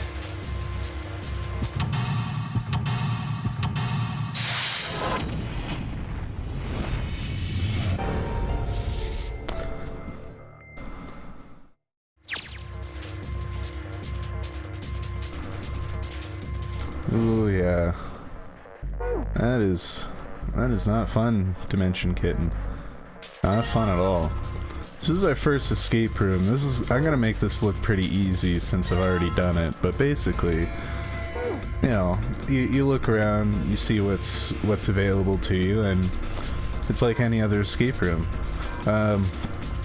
It's something I didn't mention when summing up this game. This is a Spike Chunsoft game, so if you're aware of the Danganronpa series, these are the same guys that made that. So, particularly, a part in Chapter 4, there's an escape room in Danganronpa 2 in Chapter 4, there's an escape room, which was very heavily inspired by this. Wow, that must have been a good coach, but I'm sorry Dimension Kitten, but that is admittedly funny. So you look around the room, pick up whatever you can find, investigate, and we find a key on this mirror. I think the style looked a bit familiar. Yeah, like Spike Chunsoft is a very familiar style. Yeah, this actually came out, this version came out last year, but this game originally came out on the DS in, I think, 2009? I'm not... But yeah, this is, imagine, like, a lot of the narrative is very, like, Danganronpa, but less fan servicey, I guess. You know, most of the characters are adults instead of teenagers, so the narrative kind of reflects that a bit. Should probably hold on to this key. Huh. And the blood is actually red instead of pink. Yeah, me too, Peacockkin. Like, I'd love to do an escape room, but I don't, like, you know, I'm good at puzzles, is the thing, so. Are you good, Slash? Do you like escape rooms? I'm pretty bad at them. I'm pretty good at puzzles. I've never done a live escape room, so that's kind of the thing. Like I play a lot of puzzles. I do a lot of puzzles, but like I feel you with the like getting stuck all day. Like when you feel like you're bad at puzzles and you just there's something that sticks. Ooh, Marco Polo hit a wall. Yeah, water-related injuries also aren't very good. I've got an auto button. I can look like just a do zombie. Man, what the hell happened to me? How did I end up here? I left work, headed back to my apartment, and...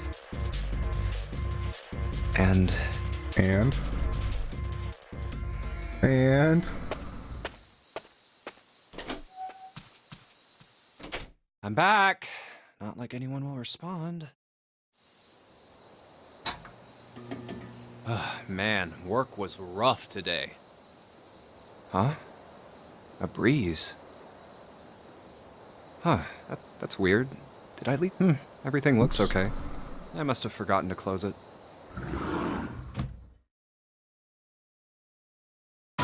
And What? this is Who are... the story of what happened to Junpei. I can't...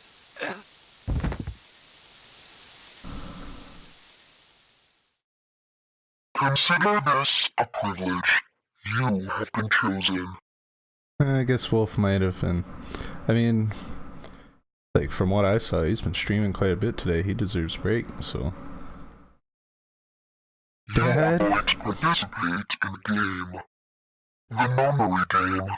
Dad, I told you not to come in without knocking. It is a game where you will put your life on the line.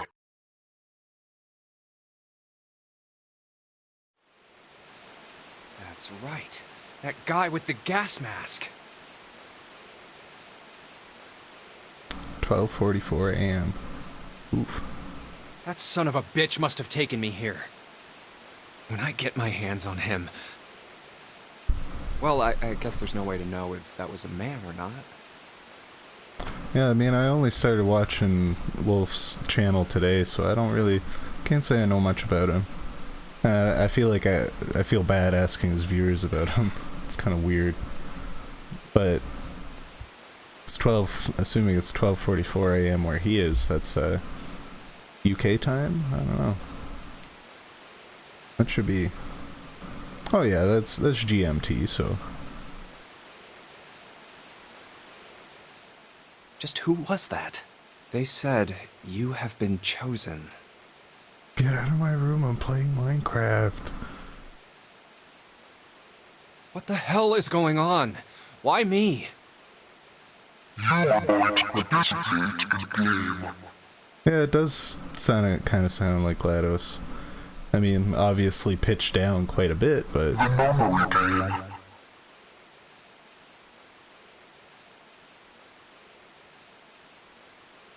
Yeah, I mean, Wolf are UK, I don't know if anyone else in chat is. Yeah, I mean... That's the thing, like, we're, you know, I'm Eastern, we're in Canada, in Ontario, so... Like, it is 7:46 for me right now. I'm in Colombia, so that's it. But, like, even for me, like 12:45, that's like rounding about bedtime, you know. Sister almost drowned me. We were all in a pool noodle, and all four of us started sinking. What did my sister do? She told me to get off, and being a good 9-year-old, I got off, and then almost drowned. 60 pounds. They were sinking. Yeah. Oh yeah. I mean, one, your sisters don't sound like nice people. I'm sorry to say. I feel bad for saying stuff like that, but you know. But pools are dangerous places for kids, really. Like, in hindsight, like, yeah. I'm glad Peacock Kitten's got my back on that. It is a game Now you will put your life on the line.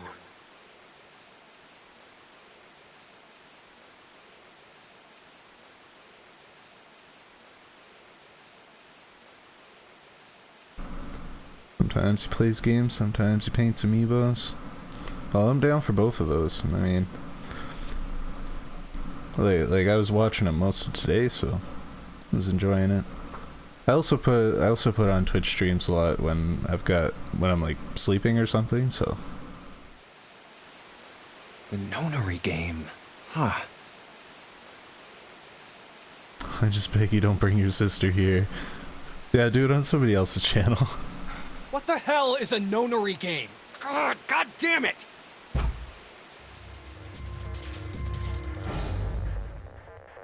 Nothing left in the mirror. He also paints Warhammer 40k. Yeah, like I've always been into 40k, but I only started like collecting and painting models a couple years ago, and then I did my masters, and I had no time for anything. So you know, I've got a big bag of parts and big bag of paints and several boxes of unpainted, unbuilt miniatures. I'm just kind of sitting around. So we've got a screwdriver here. We've also got a picture frame. If we investigate the picture frame, we can see that there's screws keeping the back on. So we can combine our screwdriver and our picture frame, and it gives us the picture inside. And if we rotate it and look on the back, I just started collecting Death Guard and Primaris. Yeah, that's like, I've never been able to pick a Space Marine chapter that I want to do.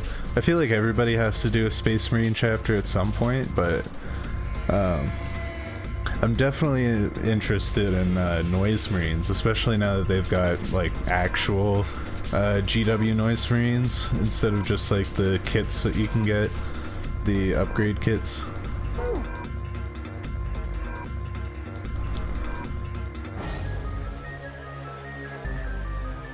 The amiibo thing is for RT Game, if you know him. I don't, but I'm sure I will soon enough. I'm sure I'll get to know a lot of people from Wolf's community as I start to, you know. I feel like I owe it to him to get more involved. You know, he gave me my first raid. That's like that's no easy feat. Oh yeah, and they re-released the old one. Yeah.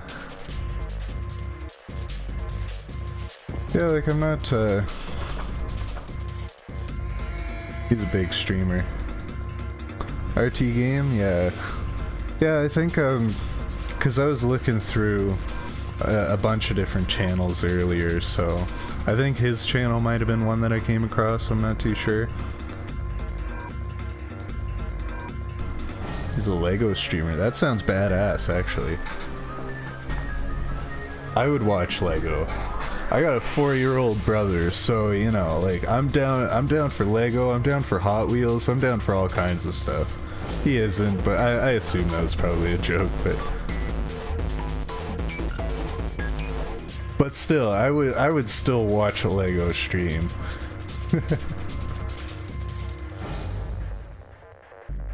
He will be, probably.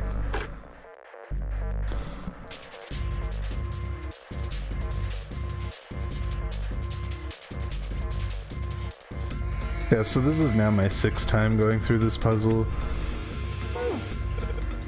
RT Game is funny.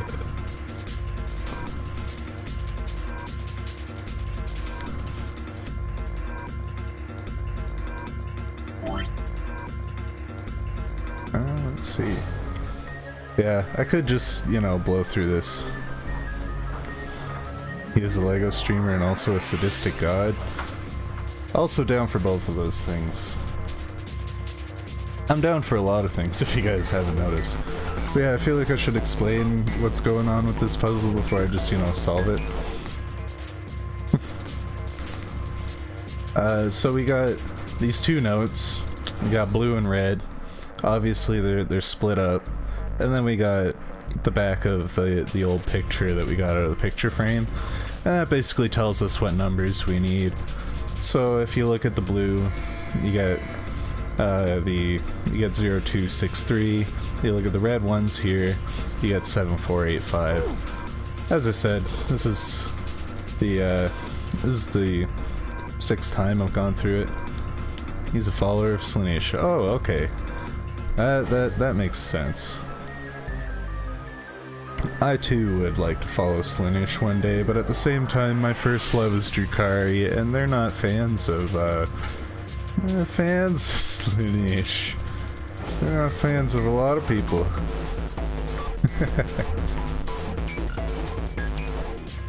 But yeah, like I've got like a bunch of stuff written down from this game, just like all over my desk. Assuming we're still talking about RT game. Webbo. Anyway. 7, 4, 8, 5. I think it's a Pokemon. Slaanesh is my favorite Pokemon. Have you played I Have No Mouth and I Must Scream? Oh, so Drukari's are pussies. Hey, it's not necessarily wrong. They can't really take a hit, but they can at the same time. The only true god is the Emperor. This is true. Praise be to the Emperor. Yeah, anybody that doesn't know 40k is like, what are they going on about?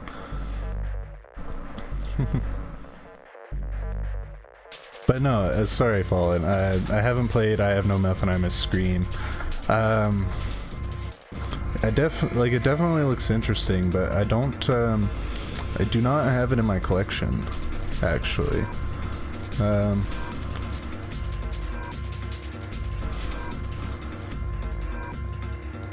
Honestly thought it could be a cousin of Sandslash. Sandslash Mega Evolution, baby. I might or might not be an agent. Remember that the Inquisition is watching. Yeah, I don't want to get Exterminatus called on me. They need more Emperor on their Ligier. I missed. Of some Inquisition, I don't know Warhammer 40k. When I go to my dad's house, I'm at this thing called Job's Daughters. I hate it there. The dresses, I swear, is hot, and building is hot, and all the girls there are amazed that I live in a desert, and I'm only just visiting my dad. They think the desert is a wasteland and that it never rains, and it's only 110 Fahrenheit all year, and I'm like, no. Well, yeah, I gotta be honest, I don't know what it's like to live in a desert. I'm aware people live in like more arid areas, but I've lived in Ontario most of my life. I'm originally from Newfoundland, so if you're not aware, Newfoundland's an island, and a very cold one at that. Very cold, very rainy. I think I'm drunk, I can't English properly again. That's fair.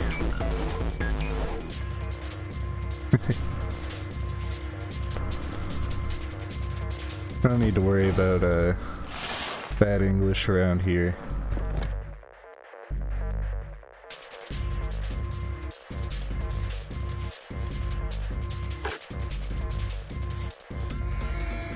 I live in the UK, it's cold and wet. Yeah, like, I've never been across the pond to the UK or Europe at all, but I personally love the rain, so I feel like I'd love it in the UK.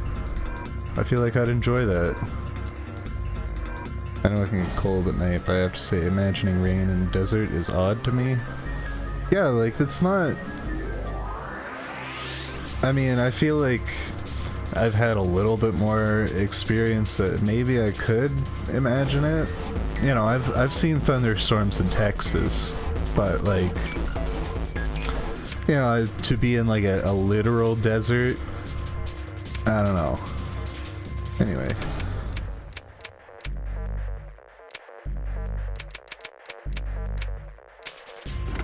I mean, I don't even know that much.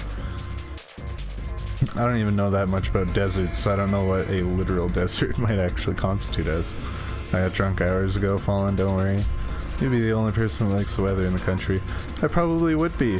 And you know what? I'd be happy with that, because I'm the only person that apparently has the opposite opinions of the weather in this country. You know. I love the winter as well. I like it when it's cold, because I can't stand the heat. That's another reason why I like the rain, because, you know, it's not so hot and it's not so cold, but like, I'm out there, like, at minus 20, minus 30 C, minus 30 Celsius, just, like, having a smoke, doing whatever, and people are like, God damn, like, don't you feel cold at all? And I was like, nah, I'm over it. You know, just come visit us over here in Europe. Yeah, I think we should get to know each other a little bit better, Unimagined Ruthless, but it definitely is an idea. I hardly have the money to start this streaming thing, you know. I'm gonna need a lot more before I can make a trip to Europe. I should try the deserts in Texas. It gets so hot. Yeah, I've only ever been to Texas in November, so, but at least there's only 12% humidity. I burn like a crisp. Hot countries aren't for me. Yeah, exactly. Like, I'm not interested in going to, like, hot Caribbean beaches or anything like that. Like, I'd rather go somewhere interesting and mild.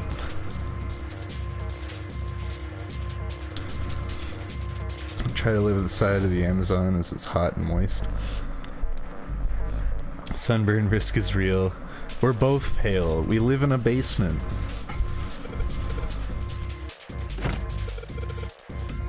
Oh yeah, so this is the other thing about this game, is digital roots.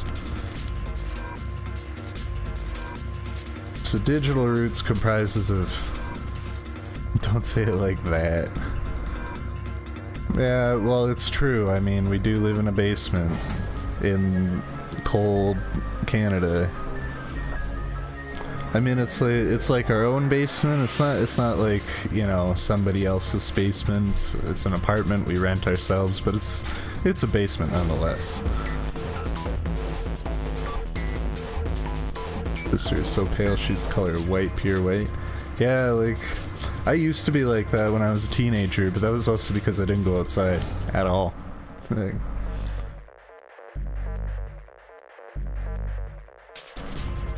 yeah, so like digital roots are basically like, you have a number like 678, and you add that up, you add up each of the individual numbers in that number, so 6 plus 7 plus 8, and you take that and you keep doing that process until you get left with one number. So you can see 678 equals 21, then 2 plus 1 equals 3. So that's the digital root of 678. And basically that's the whole premise of this game. You're going to be doing those a lot if you want to play it. This game is actually available on Steam as Zero Escape, the Nonary games. It comes with the first and second one in the series. Definitely recommend it if you're interested. And you like numbers. You have to like numbers for this game. I'm naturally tan, I barely ever need protection. Oh man. It'd be nice to not need protection.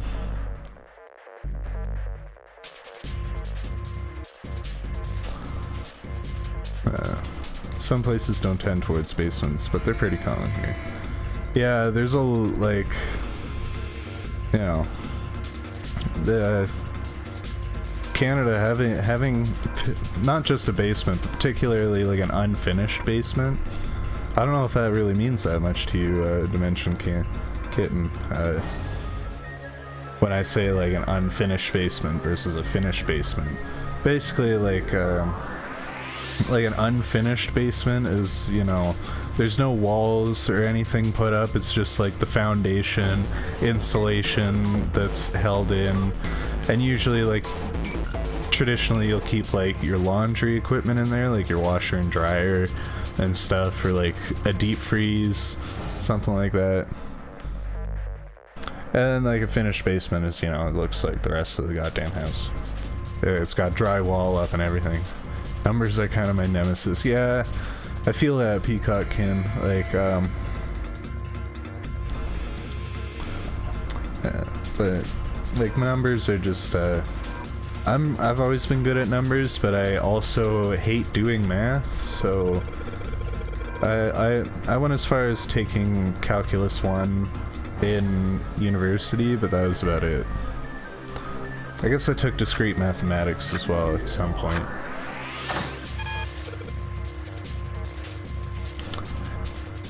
Every last Wednesday of the month in my dad's town, they test tornado alarms, and you just hear faint tornado alarms, and it's scary. It does sound scary. Have you ever witnessed one? I too have actually, yeah, like I've witnessed several tornadoes in my life. Tornadoes / funnel clouds, because the city I grew up in, Barrie, Ontario, is prone to...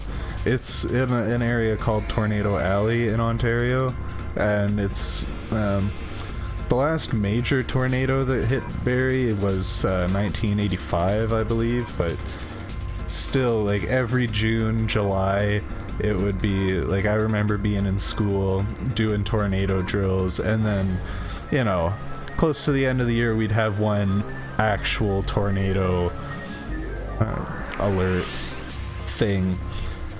Lockdown, I guess. I don't even know what to call it at that point, because it's not a drill, it's an actual thing. Well, bad but not least devastating, I hope. Yeah, like I've never witnessed a devastating tornado, but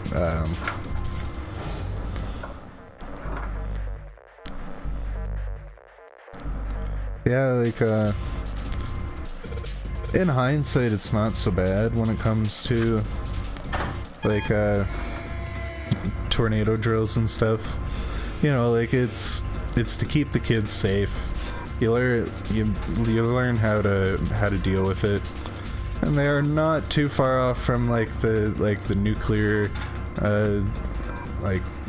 nuclear assault drills that they used to do in the States back in the 70s and 80s. You know, you find like a safe place with no windows, nothing that's gonna fall on you.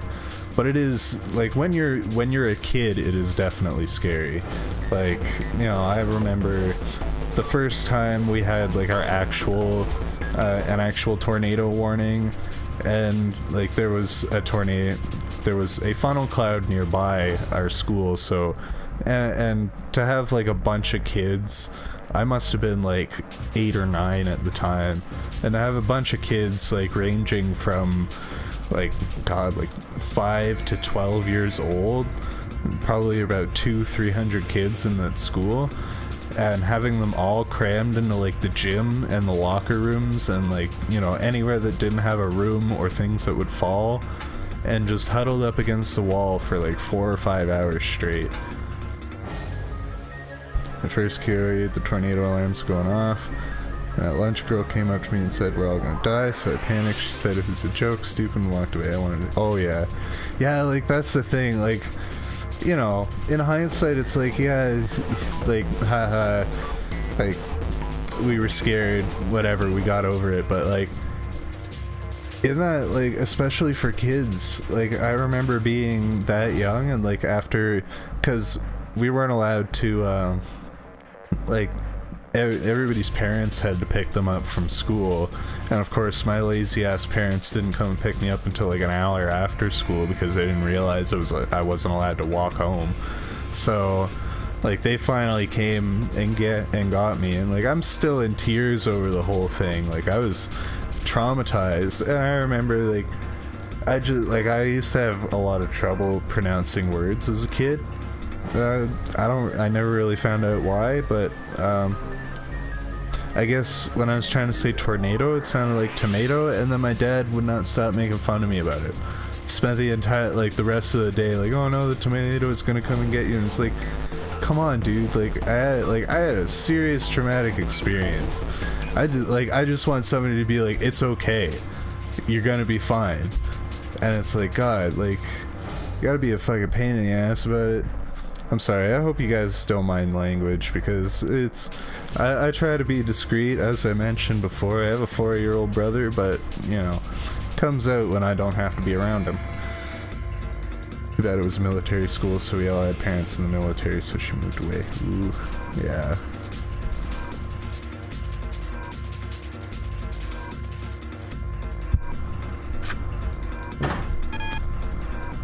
try different cards. That's good, Fallen. It's okay. Thank God. That would be the worst. Have my first raid come in and then immediately offend all the viewers. Just, you know, we are very PC around here. We do not approve of anything above PG-13. Say what you gotta say. Good, because they're hanging around a lot. You're gonna hear me say a lot of things. Not necessarily good things either. You should have seen me. Oh man. How can I complain if I'm drinking beer? Trust me, I've had a lot of hypocrisy in my family too, coming from a very conservative Newfoundland family. Like, you know. Not that I'm against drinking. I drink on a regular basis. Not too regular, but you know, if it's offered to me, I'm not gonna say no. What is classed as PG-13? You're allowed to say fuck once. That's about it.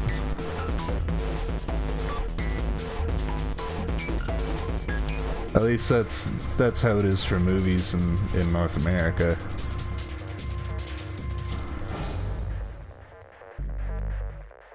All right, you've spent your one, Webo. You're. I'm watching you now.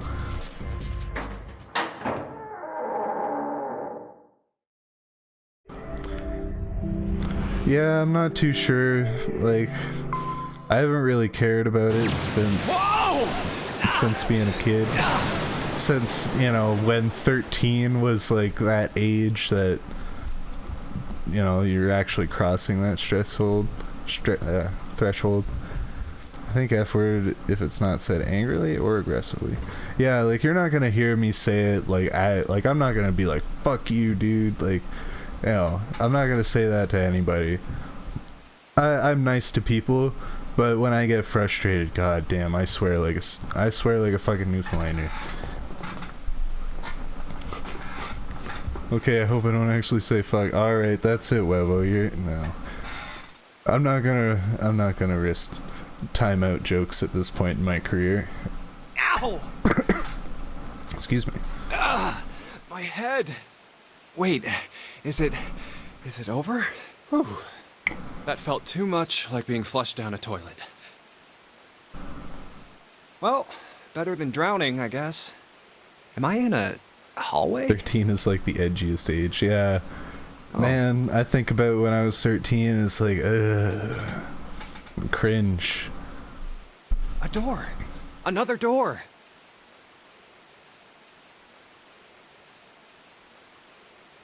I didn't get a referral or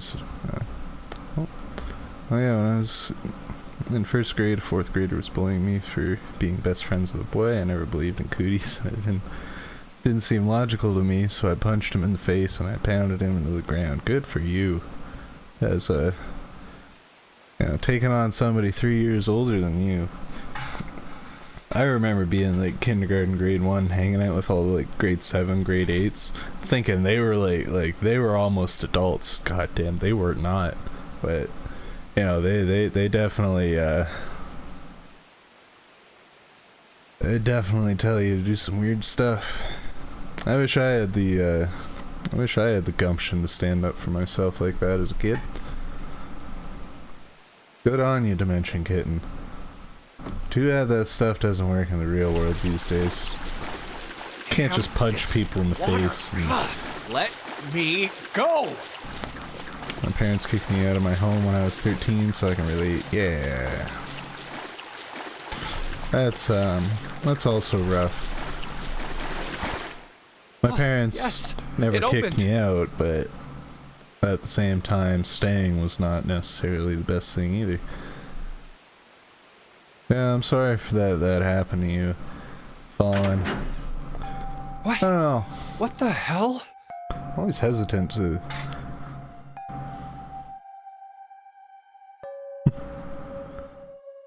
As a gay person, men are amazing. You should have male friends. Yeah, they can be. This is the... Well... Yeah, that's what I thought. Not to be hashtag all men, but or not all men, but you know, some of them can be pretty nasty. This is totally, I'm hoping Ree will back me up on the fact that I'm, you know, not a nasty man.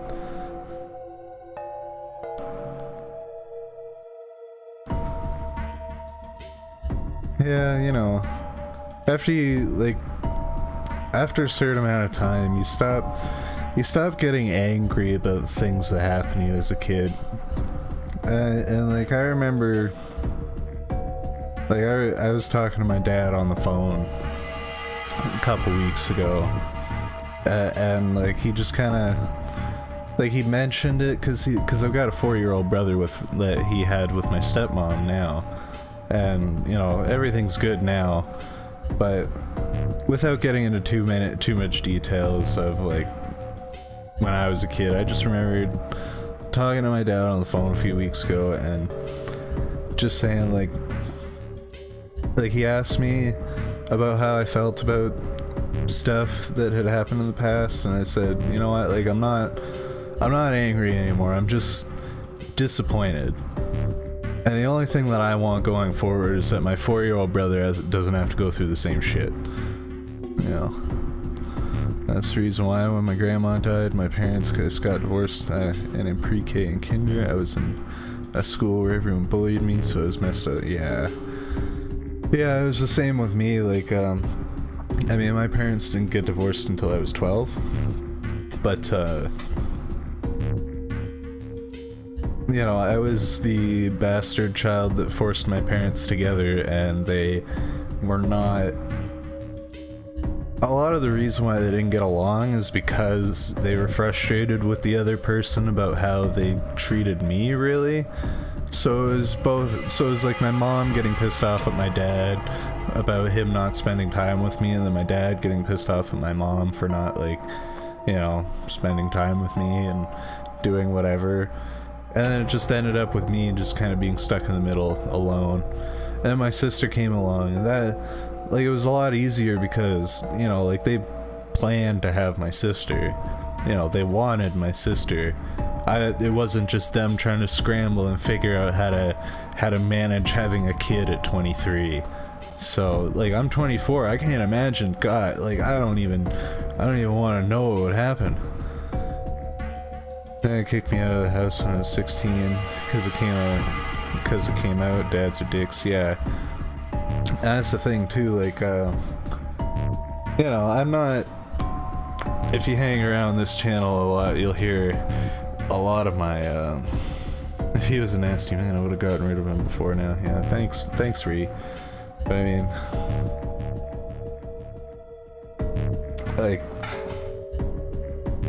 like I'm bi, you know. I don't really make this like an LGBT stream or anything. That's not really my image, but like I am bi, and I've never felt the need to come out to my parents just because it never felt like something my parents needed to know. You know, I came from a very conservative Newfoundland family. Like, obviously they're not going to be too happy about it if I came out to them. They're not going to understand. And it's like, yeah, you're queer enough for the both of us. Thank you, Ree. That's the plan. I just have the long hair. Oh yeah, parents can be the worst. Ikaj.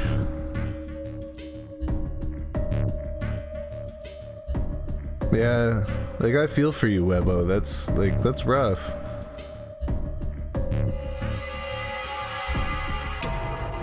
Like, I've, you know, as I said, like, and it's like, it's not, you know, I don't want to make a big deal out of it. Like, somebody could very easily just, like, clip this and send it to my parents, and they'd be like, what the fuck is he talking about? But, you know. Yeah, like, that's all it really takes. Like, when I was 17, I moved out because, like, my dad, when he got divorced, his idea of taking responsibility for his kids was to immediately have someone else move in and basically get them to take care of us. Like, you know, within 2 weeks of my mom moving out of the house when my parents got divorced, my dad had another woman move in, and she had 3 kids. 3 kids that were all younger than me. And this woman had no right to have kids, to be quite honest. She was the worst. She had some sort of mental illness that, you know, I don't want to get into, but, you know, like, she came in and she abused me and my sister quite a bit.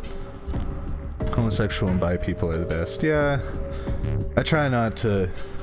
That's the thing, there are a lot of cis people that are also the best, you know. It's all really about the character, the integrity of the character. Like,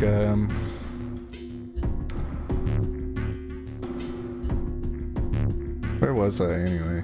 Yeah, like, so my dad just, he's not really, he, to be honest, like, both of my parents, they're not, it's weird to say, but, like, they're not on my list of priorities to be like, yeah, you know, this is my sexuality, deal with it. Like, I could care less about whether or not they recognize it. Like, if I'm gonna, like, I don't care about me. If they're gonna give me shit for my sexuality, then whatever.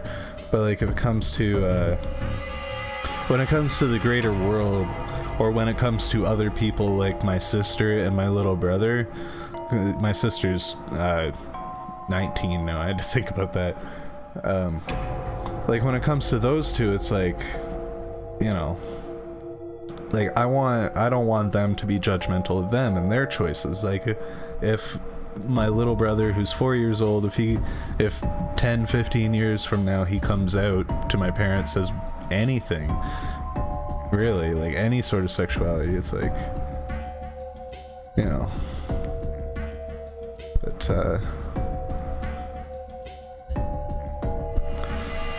you know, all it takes is to get out. Like, when I was 17, I moved out. I went out on my own, and my parents had my little brother and replaced all my stuff with his, and, you know, I don't have a room at home anymore, so I don't really, you know, my parents are friends at best. But Rhea and I have been together for 6 years, and she's been the best thing that's ever happened to me, so, you know. She has been my supporter, especially for these streams too. She's been there since day one, always watching every single minute, always making sure that view count stays at least 2. And I appreciate that of her. You know, there's only so many good things I can say. As a 6-year-old, your grandma dying and the parents getting divorced 3 weeks after my grandma's death. Yeah, like, when you're 6, because I was 12, my sister was 7 when my parents got divorced, so, you know, I can hardly remember being 7, so I can't imagine how she feels there. Dimension Kitten. Yes, Ruthless, yes we are. Sounds awful, really glad you survived it. Thanks, Peacock, if you're talking to me. If you're talking to others, also thank you. It's a nice thing to say. Fuck's sake, I wish the best for you, man. You're doing good despite it all. That's what we all doing. Yeah, that's really the best you can do. You just gotta keep moving forward. See, I'm not just gay, I'm very gay, so I would have figured it out eventually, and I wanted it to be on my terms. Yeah, that's... Okay, I gotta get out of here. That's the, important things that are going on. That's definitely the important things. Like, do it on your own terms. Like, you know, coming out to my parents is not a priority to me. That's fine. I can keep it that way. But if that's something that if you have that type of relationship where you feel that your parents need to know this kind of thing about you, or your friends, or anybody really, like, when it comes, like, you need to be able to evaluate what things are important in your life, and if your sexuality is something that weighs on you that much, then, you know, go for it. You should be in everybody's face about that. But at the same time, you should still be reasonable. You know, like, it's okay to be gay. It's okay to let people know that about your sexuality, and obviously people should respect that, but at the same time, like, if you're doing something that, you know, crosses lines, crosses barriers, maybe that should be saved for more appropriate situations.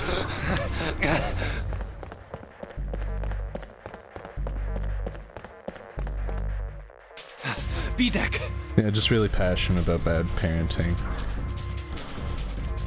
Yeah, like, I'm sorry, Kaj, if it's a rough subject for you, but like, I feel you too, and I never used to feel that way until I had my little brother show up, and like, he's not even my responsibility, but it's like, I need, you know, I don't want him to have the same kind of experience that I had, and for the most part he hasn't, and I'm very thankful for that. So it's like, I can't hate my dad and my stepmom for that. They're doing a good job. And I had depression in 4th grade. My friend got cancer, and thank God I didn't, because she survived, and my best friend needs me since she has anxiety and breathing problems. And I have great friends, and I've never felt happier. That's good. Yeah, like, I'm gonna start skipping things just because this was the intention of what was going on, and I'm tired of just sitting on the same screen. If you are interested in this game, you can go back and check out the VODs that we've done. If you want to see, you know, Rhea and I talk to ourselves for a few hours. But this game is very interesting. I'd recommend checking out the VODs. They're on here. They're also I have a YouTube channel with the same tag. Excuse me. And all the VODs are on there as well.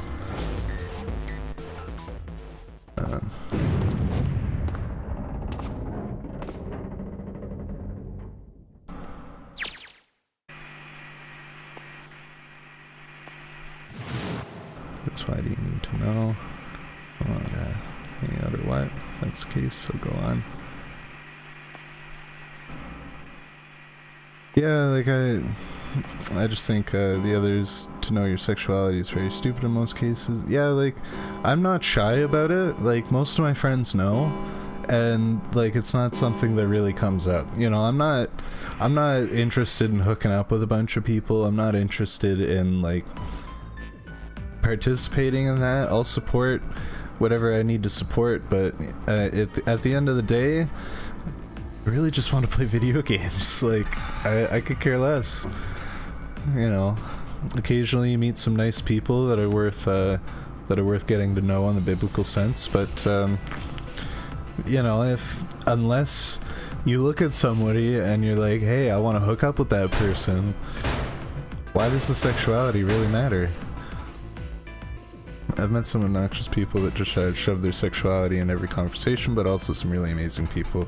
Yeah, like, that can be very frustrating. Like, I had like, when I was in high school, I had a guy who he was the head of the Gay Straight Alliance at my high school, and when we were both in grade 9, somehow he found out that I was bi, and I guess there weren't really a lot of other people in grade 9, so like, he spent the entire year like trying to convince me that me and him hooking up and being like boyfriend and boyfriend was like the best thing. And I was like, no, do I have a fave character in this game? Definitely 7. 7 is that's not 7. That is not 7. You? Let's see. Yeah. I guess I'll talk What's about your it since code I've been name? skipping things. What do you want to... I don't need one. Why not? Because I am not gonna stay here with you. Yeah, question mark, question mark, question mark. Also known as the 9th Man. Very You've creepy. got some sort of plan? And thankfully does not stay around very long. I do. Yeah? What's that? It's very nice to be important to someone else. Yeah. You're important to me, Fallen. Everybody watching here is important to me. If you go to Wolf's Chat, I talk about it a lot, but I always make it clear I'm joking. I don't want people to treat me different because I'm gay.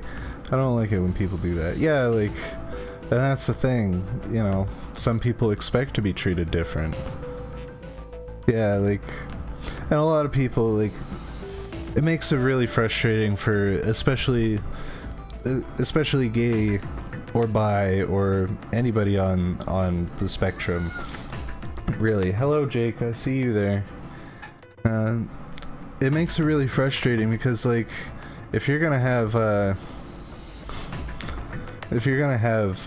relationship with somebody, you can't really have an authentic relationship if it's always gonna be about, well, you know, like, we don't want things to. I didn't expect that, Dan. Yep. Oh, don't worry, Fallen. I appreciate all of you. You know, you're all my friends now, I hope. I hope to see you around plenty. There are 3 cats here, yeah. There are 3 cats. One... Jake, where'd you go? Oh, one of them's sleeping here. Jake, psst. Come here. Here.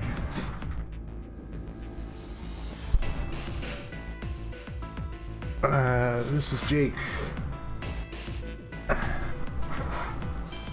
Yeah, that's the thing.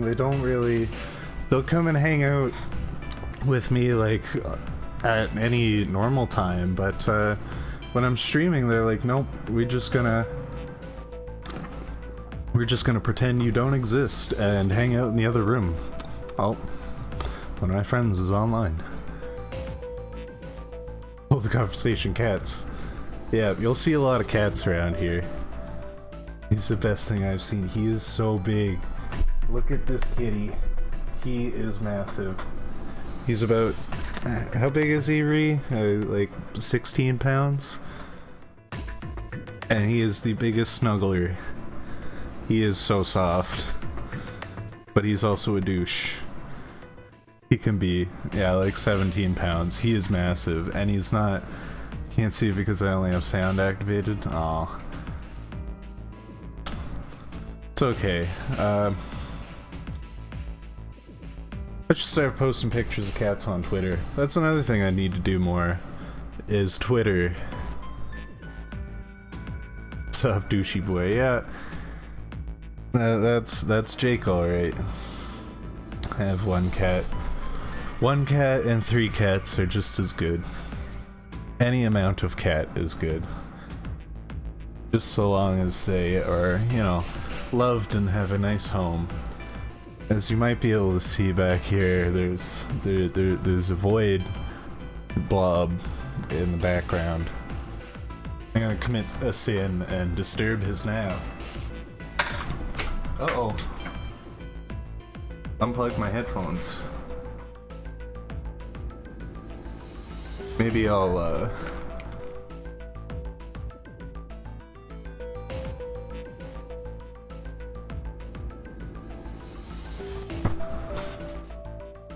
Sorry, Elwood. Yeah, I don't have any commands here. Like, I'm relatively new to this, so commands and like follower alerts and stuff like that, that is definitely gonna have to be on the list of things to do in the near future. Black cat, she doesn't cause bad luck, and the other cat is a fat, 3-legged cat that hates me. Yeah. Tripod cats are also good. Sleepy kitty, yeah. This is Elwood. Anybody knows their music history, knows the Blues Brothers from Saturday Night Live. Joliet Jake and Elwood Blues.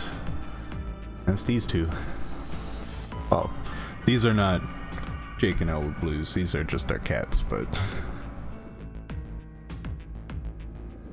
Thanks, Ree. That's glad for posting the Twitter link.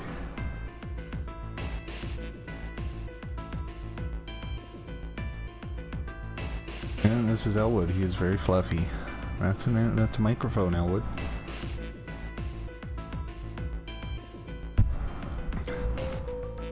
Alright, I gotta get back to fast forwarding game.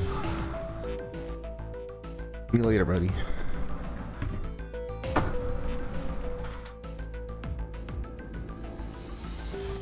He looks tiny? Oh, he is far from tiny. He's about 4 years old, but he's also like 15 pounds. Shall I bring the Herbie to say hello? He's hanging out with me. If you wanna... Yeah, all of our cats are 4. If you want to bring out Herbie, you can. I mean, if you don't mind showing up on camera. Not that it's the first time you've been on camera. Yeah, I mean, he probably just looks tiny on the video since, you know, it's just a tiny camera in the corner of the thing. Oh, here comes Ree with our third. This is Herbie. Off she goes. This is Herbie. He's tiny. He's the tiny one. I don't really have other cats for scale, but Herbie's the tiny one. But he's also like the kindest one. Like if you like any new people face reveal, yeah. Now I can't save that for like some sub goal or something in the future. 250 subs, face reveal. Cat reveal. But yeah, he loves new people. If you come over, he'll be on your lap, he'll be all over you. My super hidden face, yeah. It's not like they couldn't just go to Twitter and find that. I'm imagining cats because he can't do either thing. Oh, that's sad.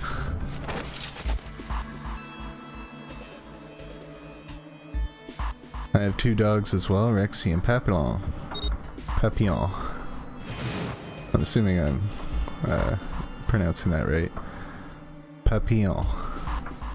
And Lady, a fat dog who loves attention, that loves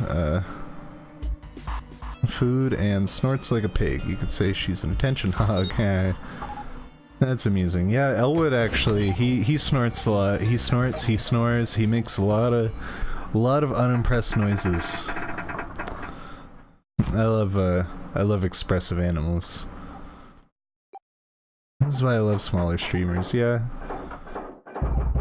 Like, real talk, I never really like participated a lot in other people's chats, mostly because I've watched a lot of like big streamers.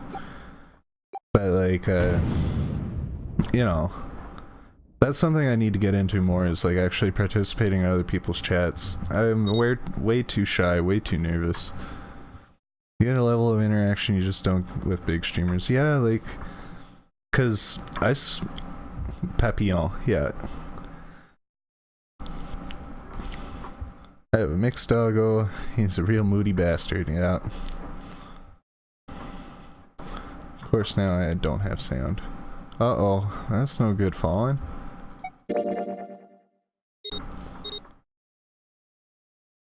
anybody was actually paying attention to what was going on in the game, the 9th man just, you know, went through this door with a couple other people. Well, he didn't take the other people with him, and that was the problem. Fixed. Glad you're back. Glad to have you back, Fallen.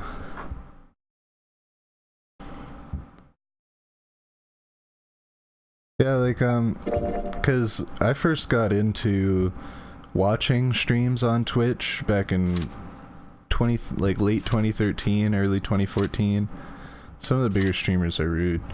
Yeah, like, I can't say, I definitely don't follow anybody that I would consider rude. Like, you know, some of the, like, the big streamers that I watch usually cap out at around, like, 2,000 viewers, 3,000 or so. But, like, I mainly got into this platform because of a creator named Proton John. And, like, he first started in 2013, and he already had a following on YouTube because he used to like post on Something Awful forums, and he did a bunch of like Kaizo Mario and then a bunch of other things. So he was like one of the early people on the platform, and I watched his stuff religiously for the last like 4 years.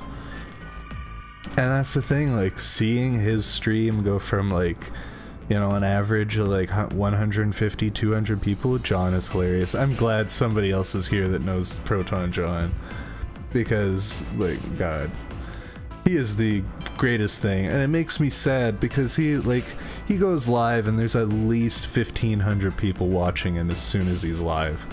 And, like, it's so sad because, like, back in the day when he used to get like 10% of those numbers, like, it was such a nice community, and I didn't really participate that much, but like I could read the chat, I could follow what the hell was going on and stuff. And nowadays it's like, you know, he just brings in co-coms and riffs off of that, and like he's watching the chat, but when you've got so many people participating in your chat at the same time, it's so hard to be able to keep up. And that's kind of, it's like a catch-22, like you're doing great for yourself, but it makes it harder and harder for you to, you know, get along with your community. If you know Lol Tyler 1, he's rude/mean to people that give him money. Yeah, like that's hard too, like I didn't get into this for the money. I'm not even an affiliate yet, you know. I've got 18 followers. It's gonna be a while until I hit affiliate, but like, you know, like I have no interest in making money on this. Like I'm doing this as something to keep me occupied while I'm trying to actually get, I don't want to say a real job, but a real job, you know. I earned my master's back in August in library and information science, so it's hard to read chat. Yeah, you have to have mad fast eyes. It's hard, like, and even for someone like me, because like I'm dyslexic. I don't have it as bad as a lot of people, but like, you know, I only found like I can read the chat, but it, you know, I'm not used to having a bunch of people. Congrats on your masters. Thanks, Norin. I mean, it was a lot of work, so yeah, I appreciate hearing the thanks. But yeah, like I like small channels because you can chat with the other people without the chat going fast. Yeah, like, but I'm not even used to having this many. Like, I'm used to it just being like just, you know, 1 or 2 messages here and there. And now it's like, shit. I don't remember this puzzle. Do you remember the? Oh yeah, this is the music puzzle.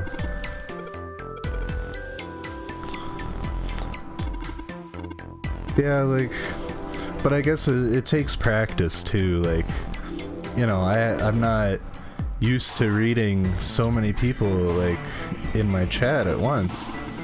Not to denigrate streamer, but yes, I consider more other jobs than this, because this is entertainment. It's a great part of our society, and this has the bad times. Yeah, bad times. Yeah, like, yes, collect the glass panels. Stopped watching so many streamers because they can't read the chat and there's no communication, which is why I like Twitch, because you can communicate. Yeah, like, that's why I wanted to be on this platform, because you see me in social situations, I'm not the sister that was in the chat that one time. Okay, that's gotta differentiate, kitten. Yes, I hear you, Jake. You're not the kitten I was talking to. But yeah, like, I dread that might actually happen like, if I ever got to that point, you know. But it takes a lot of practice too. But other jobs do more important things to society. Yeah, like, I'm trying to, like, one of the jobs, I guess I probably shouldn't really talk about it too much, but I've got like 3 jobs lined up, and I spent I graduated in August, but I didn't start applying for jobs until November. And it was mostly just because, like, sitting around and trying to think, like, what do I want to do with my life? What can I do that's going to give me an impact, but is also going to allow me to go out and do other things that are important to me, namely getting into the video game industry and being able to talk about, you know, games and society and not society, that just sounds too cliche, but like being able to talk about games. Like I wrote my thesis on the historical treatment of video games in libraries. Like I want to archive video games for years to come. That's my main goal. But it's like, how do you do that just out of getting out of your master's? Like, you don't just apply for that job. So, you know, I'm trying to get another job, but I'm also trying to get into streaming and having this platform where I can actually talk to people and express myself. That one's sister in the chat. I'll try and remember that, Kitten, but we'll see. Alright, Kitten has 3 sisters.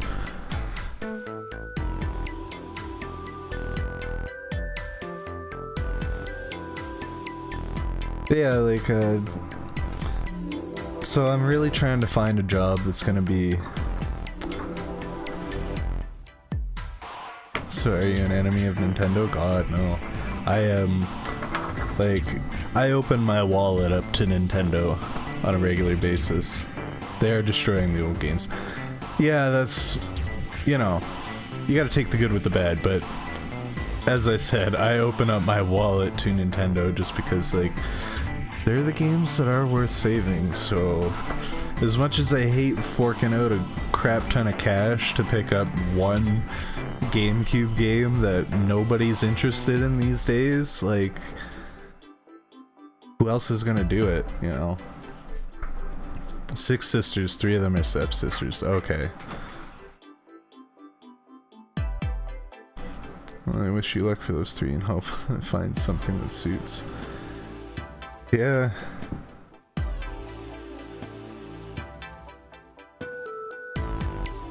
I have to go, but it's been a pleasure. Yeah, thanks for coming around, Norin. Like, we should be finishing up in about 15 minutes or so, but, let's see. One other person has followed. I wanna shout them out right before, in case they end up leaving.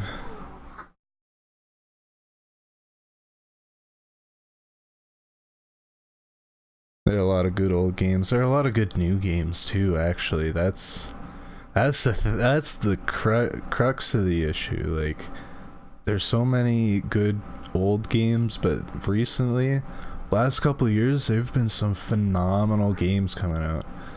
Oh, it was Ekash, his most recent one. Thanks, Ekash. Thanks for the follow.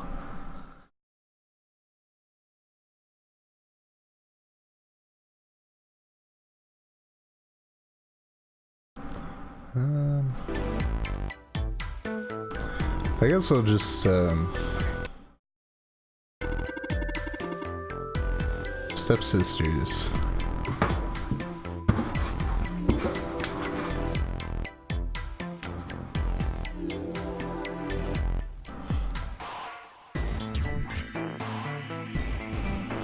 No problem.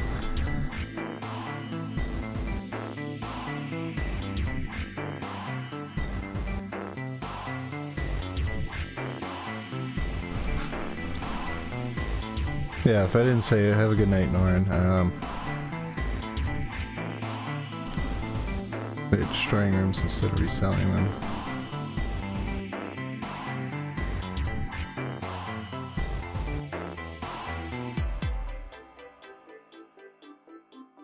Yeah, anyway, about like,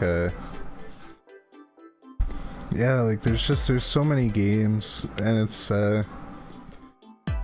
right now the big issue is not really like,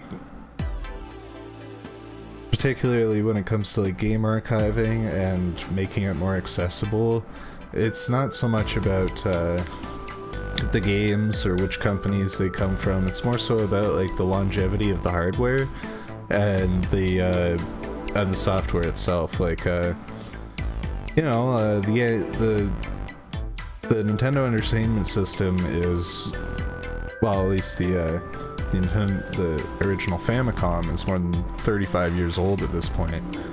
And while the cartridges still work now, how long is it going to take before those cartridges start to deteriorate in a way that makes the large majority of them unreadable and unplayable? So that's the particular thing, is being able to have not like the people and the resources to inform more people about how to properly preserve these how to properly preserve all of these things, from the hardware to the software to everything. Alright, all, thanks for the chat, it's been good and interesting. Yeah, have a good night, Peacockin. I don't know if it's Peacockkin or Peacockin, but you know, good name nonetheless. Have a good night.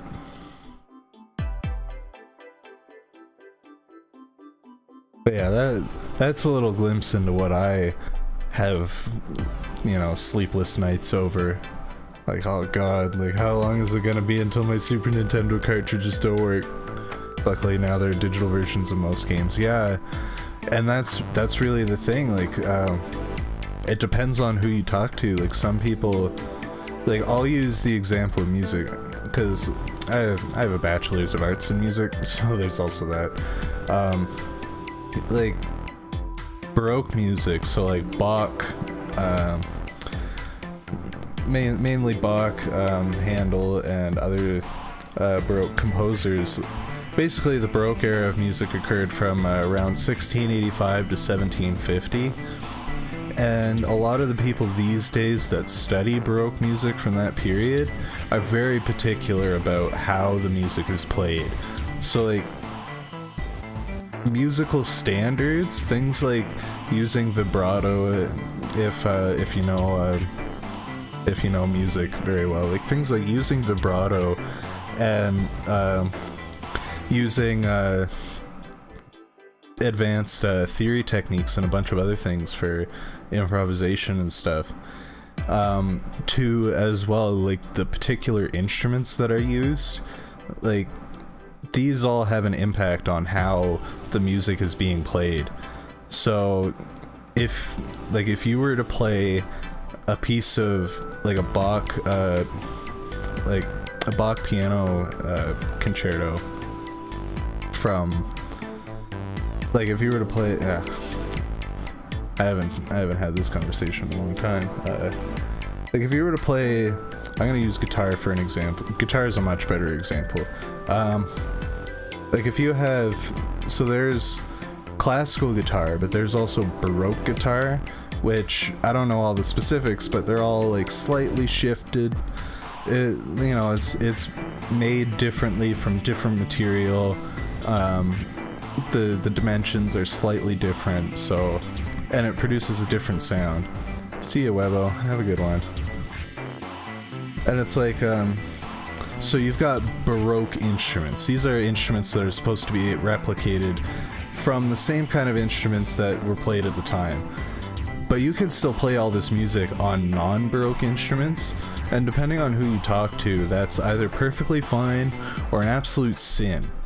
So, and the same kind of thing applies for video games. Like, you've got digital versions of so many games out there,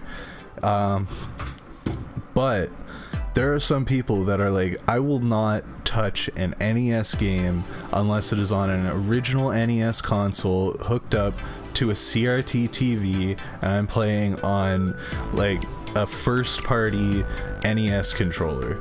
And it's like, you know, you gotta think about all these different avenues and how to make these experiences more accessible. Do I play an instrument? I play several instruments. Mostly, I majored in jazz bass, so I play a lot of electric bass and double bass, but I have a lot of experience on other instruments. I have a guitar, I have a keyboard. Ree also has a trumpet and a flute. 2 trumpets, actually. Which, I can play the trumpet. I don't want to play the trumpet. Let's see. All of my childhood games were the Wii and calibrating the stylus on my family DS because I thought it was a game. Yeah, I remember doing that when I was bored as a kid. You only had a couple games, so it's like, what am I gonna do? I guess I'll just poke through the settings. Yeah, like, GameCube and Wii were definitely my childhood, though, Kitten. I can say now I'm the #1 best person at calibrating a stylus. Good. I need my Wii U gamepad calibrated. I haven't plugged that thing in God knows how long. Let's see. Webo's taken off. I already said goodbye to him. 2 trumpets now. Okay, you have to play something for us in a stream at some point. That's definitely gonna be, you know, it's not gonna be something that happens soon, but it'll happen at some point, I'm sure. I got some plans that I'm not gonna talk about. I may be a small streamer, but I still have some big plans here and there that I want to keep me. Who wants to challenge me at calibrating a stylus? Because I want to. Alright. Damn, I don't have a DS near me. Anyway, what time is it? 8:53. We still got a few minutes. I guess I'll just click through here. No thank you. That doesn't sound like a challenge I want to be involved in.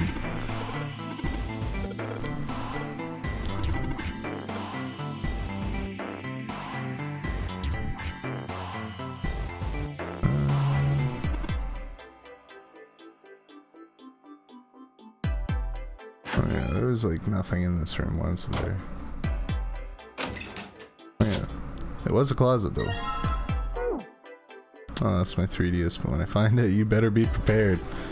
Oh, I'm shaking in my boots, Dimension Kitten.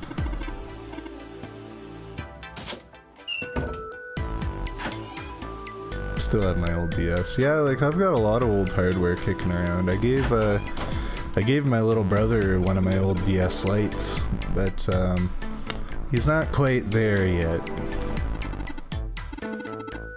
It's so battered. Yeah, you should see my old Game Boy. I wish I could find my DS. I too configured a stylus in my day. Yeah, you know, I've been around the touch screen a little bit here and there. You know, I know my way around the system settings. Yeah, I'm able to hear again. The internet gods want me to hear again. I will be sure to keep you in my prayers going forward, Fallen. Hopefully you can retain your blessed internet. I can beat all you plebs at calibrating a stylus.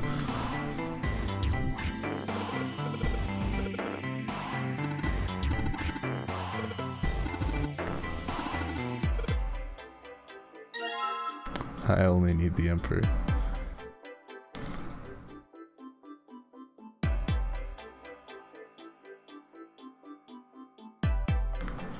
I have a Game Boy, but it was my cousin's. Really a weird flex, but okay.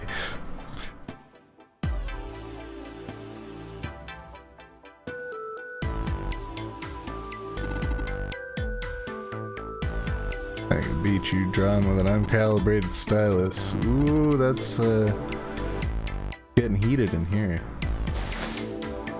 The old under the pillow trick again. What's wrong? I heard something strange. Something strange? Ah, well, never mind.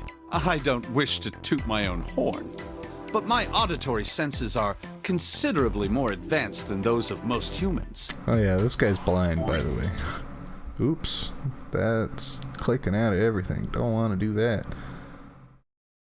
I want this. And bring chat back. Oh damn, he's serious. I'm 17, so Game Boy isn't something from my age. Ooh, that's a different dimension to me, man. Like, you know, Game Boy Color was my first love, my first console. No, you can't. I better see the results of this drawing contest if it goes down. One of those dials doesn't have a key.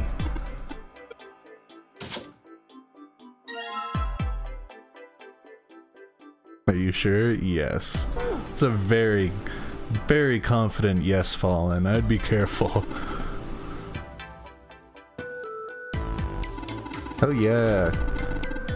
Nothing beats PS2. Yeah. I've only recently started getting into PlayStation stuff. I was always a Nintendo kid, just based on like what my parents got me at first, and you know, I just kind of stuck with it.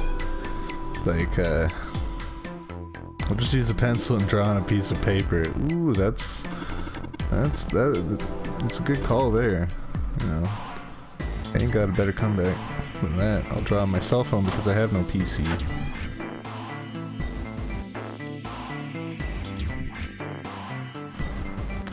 My brother's got a PlayStation 1 and I was allowed to play sometimes, so I guess that was my first console. Yeah, like, I remember playing a PS1 at my cousin's house, but my cousins also lived in Newfoundland, which is definitely... Dan should be the Dury. I'll take that. Now the question is, what are you going to draw?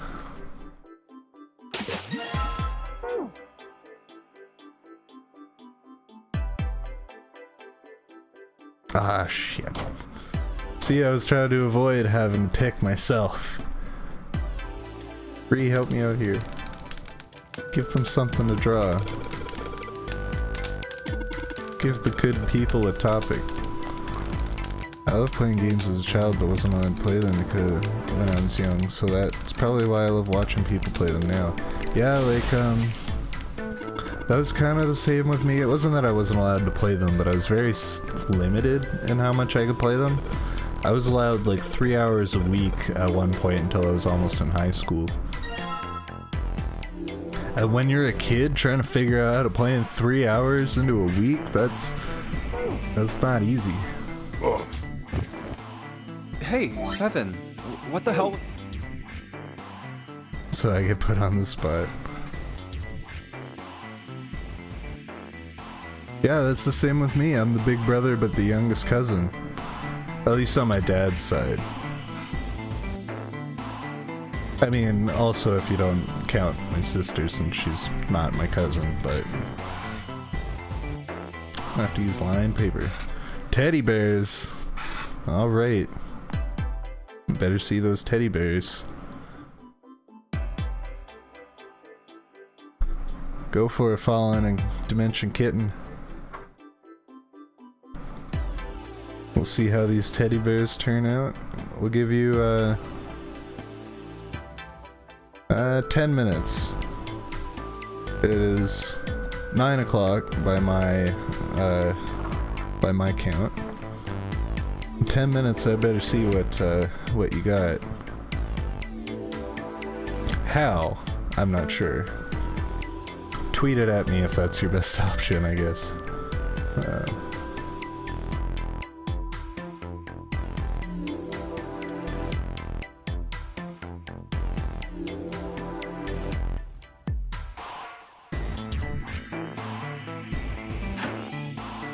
Ooh. 3 a.m. Alright, how about until start a stream tomorrow? I don't know how... I don't know. I shouldn't be put in charge of organizing art contests.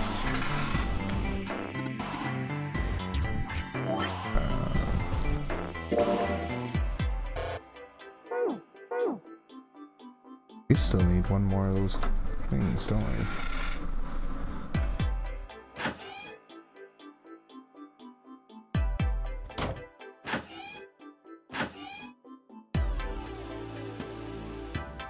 I don't know. I'm not sure how to go about judging an art contest. I said 10 minutes, now I feel bad.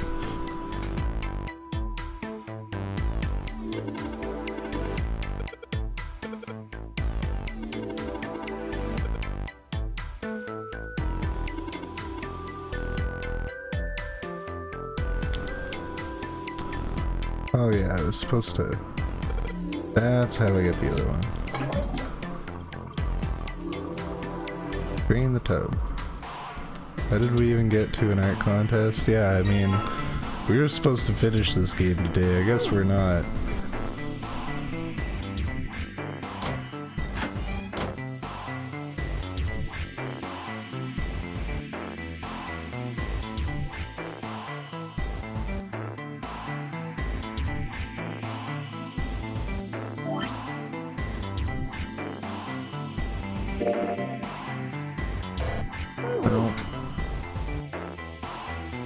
See, this was like one of the first puzzles that we did, and don't even remember how to do it.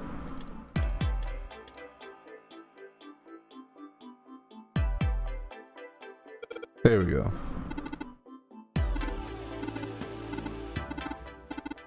We gotta deal with this bullshit piano that none of the keys are in the right place.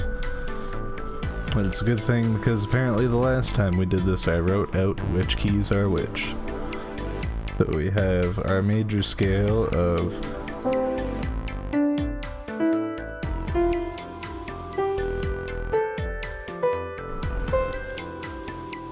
a dumb untuned piano. Oh, it's tuned alright, just not very well.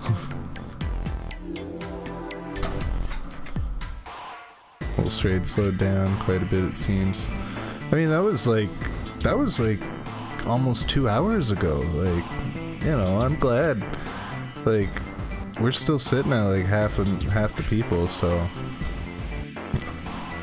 And I mean, we're gonna end off, I guess, once Fallen and Dimension Kitten have had their fill of the art stuff. They had to compete, so, you know.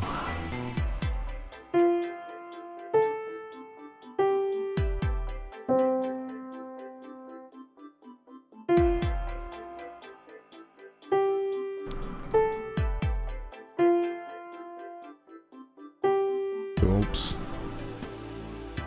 Screwed that one up.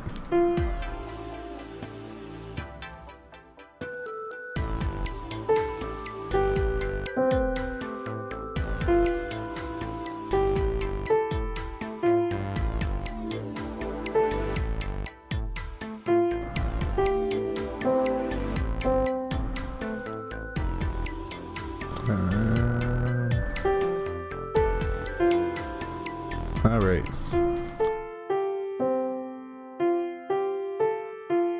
Somebody get the door. Oh no, tablet died.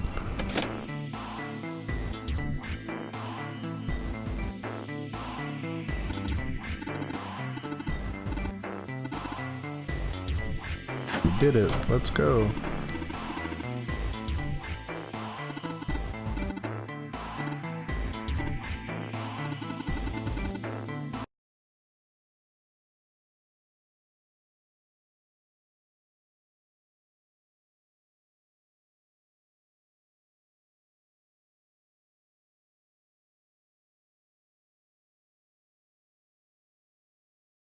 Where is my Twitter? I should probably check and see. Give me your Twitter again. Let's see.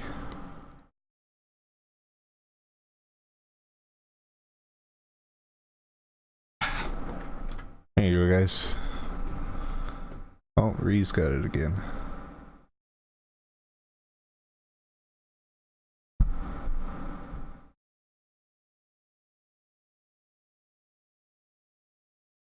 Oh god, 23 notifications.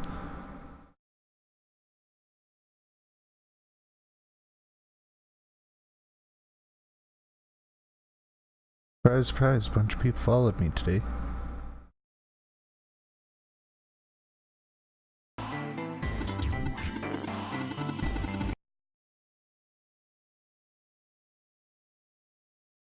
That re-beat me to it. It's been like 6 minutes. Yeah, I mean, if like you got 4 minutes, guys, if you wanna improve. And it's not like a hard time limit either. There's no prize for this except for, you know, the satisfaction of knowing you did it. Another like solving hallway? this puzzle. Hmm? I'm gonna go ahead and save here.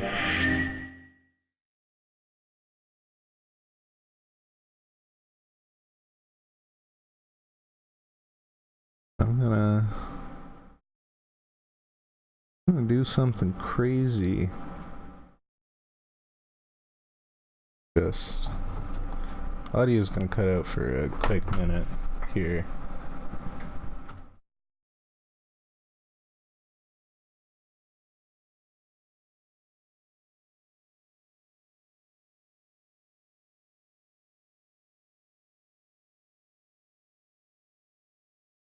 Audio should be back. There we go. And camera.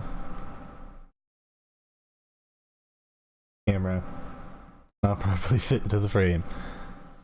Can we start over? I don't know what's going on. Oh, I feel bad. I'm terrible at hosting competitions.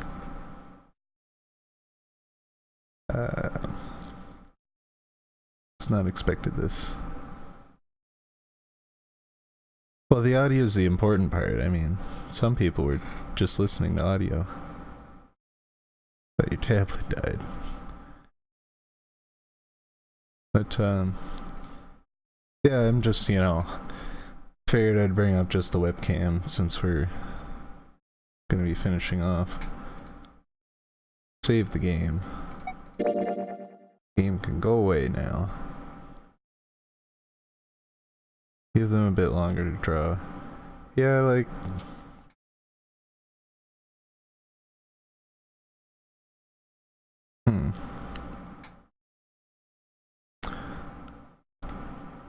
I mean, I don't know how we got sucked into this, so that's the problem.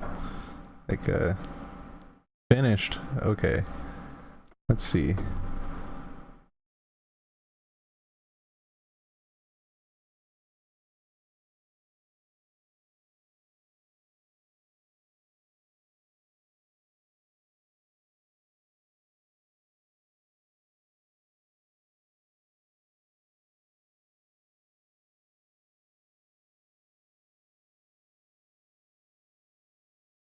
That was quick. Extra points for being quick. Give it to him.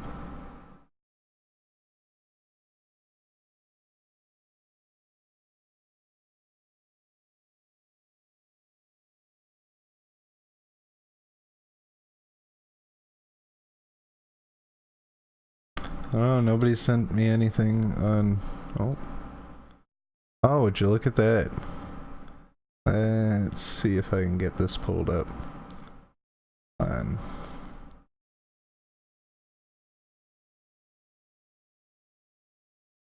There we go. I'm just gonna...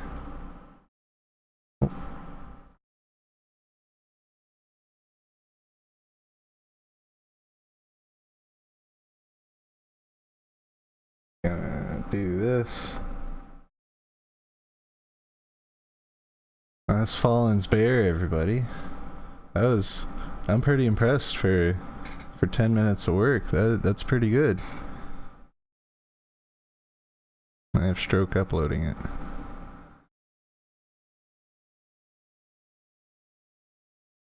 It has gotten to its destination. I see it. It's a very nice bear. Very cute. Ekaj agrees. Anything else?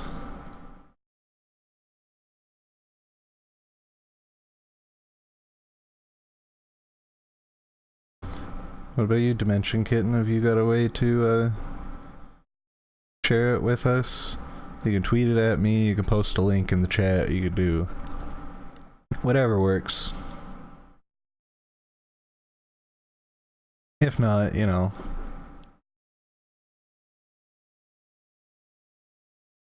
one bear left. One more to see. I definitely read that as one beer left, and I might have to make a trip after I go offline. usually take like 2 hours per drawing. Well, like that's pretty good for 10 minutes. Like, you know, and it's a good challenge to give yourself. Rematch next time. Yeah, like I don't know. It was pretty hardcore for my 10 minutes. Yeah, like I'm impressed, but at the same time, I haven't done art since high school either. So you know, but no, like 10-minute drawings is good challenge, good practice too. Like, you know, being able to quickly take that image that you've got in your head and just put it down there. Like, you know, you've got it on page. Ignore, like, you know, all the whole step-by-step process and any crazy details. Just, you know, put your thoughts on the page.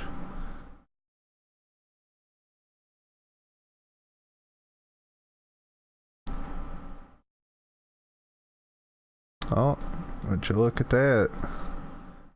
Well, that's cute. That's an interesting interpretation there. Let me pull that up. There we go. That's also pretty good. Let me zoom out of this a little bit.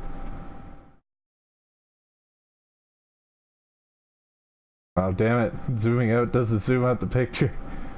It just makes the rest of Twitter smaller.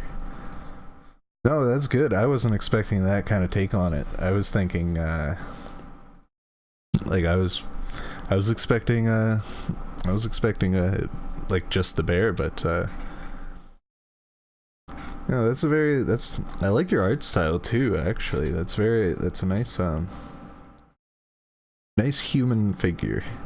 That's the best way I could put it. I want my sound back, goddamn. Oh, I'm sorry, Fallen. I do anatomic studies or figure drawing in 20 minutes, so goddamn, it was hardcore. Oh yeah. That's a tough one as well. I don't envy you on that one. But yeah, both drawings are very nice. Both drawings are... I did not expect to end a stream off with two drawings that were so lovingly made for me in the span of 10 minutes. I drew it in like 5 seconds. Yeah, like given your tablet issues and such, you know. But yeah, like they're both... I'm not used to drawing cute things. Yeah, me either. Like, I understand that. Like my stuff is like, if you see most of the stuff on the channel asset, it's like that's about like bare minimum of what I usually do. But like my stuff it's usually abstract. It's usually kind of weird. Maybe I'll pull it up. I'll see if I can find it sometime. Can't pull it up now. But yeah, like my stuff used to be like very abstract. So cute things, like I'm very impressed by cute things because I can't do that. And I never had the patience to practice. But like being able to draw even just like a small human and a face like that in any amount of time is very good. Like it's, you know, good on you, Dimension Kitten, and good on you with Fallen as well. Like that was, you know, that was impressive for other reasons as well. They were both very impressive. Abstract stuff is my comfort zone. Yeah, like I used to have I used to be really big into puzzle cubes, so kind of like Rubik's cubes, but a lot of the ones that I had were more about the shape of them than like aligning the colors. So like they turned into these really weird shapes, so I'd always do like these perspective pictures or these perspective paintings in CorelDRAW, and just like, you know, I'd have the puzzle sitting up, like this 3D puzzle sitting on like a stool or a platform or something, and I'd draw that.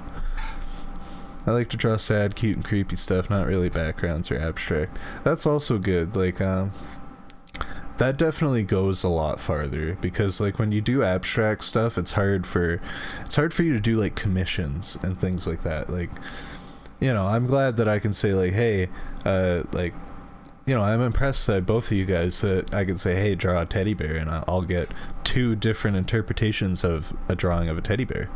I just have to reference my Twitter profile pic, that kind of stuff that I usually draw. Yeah.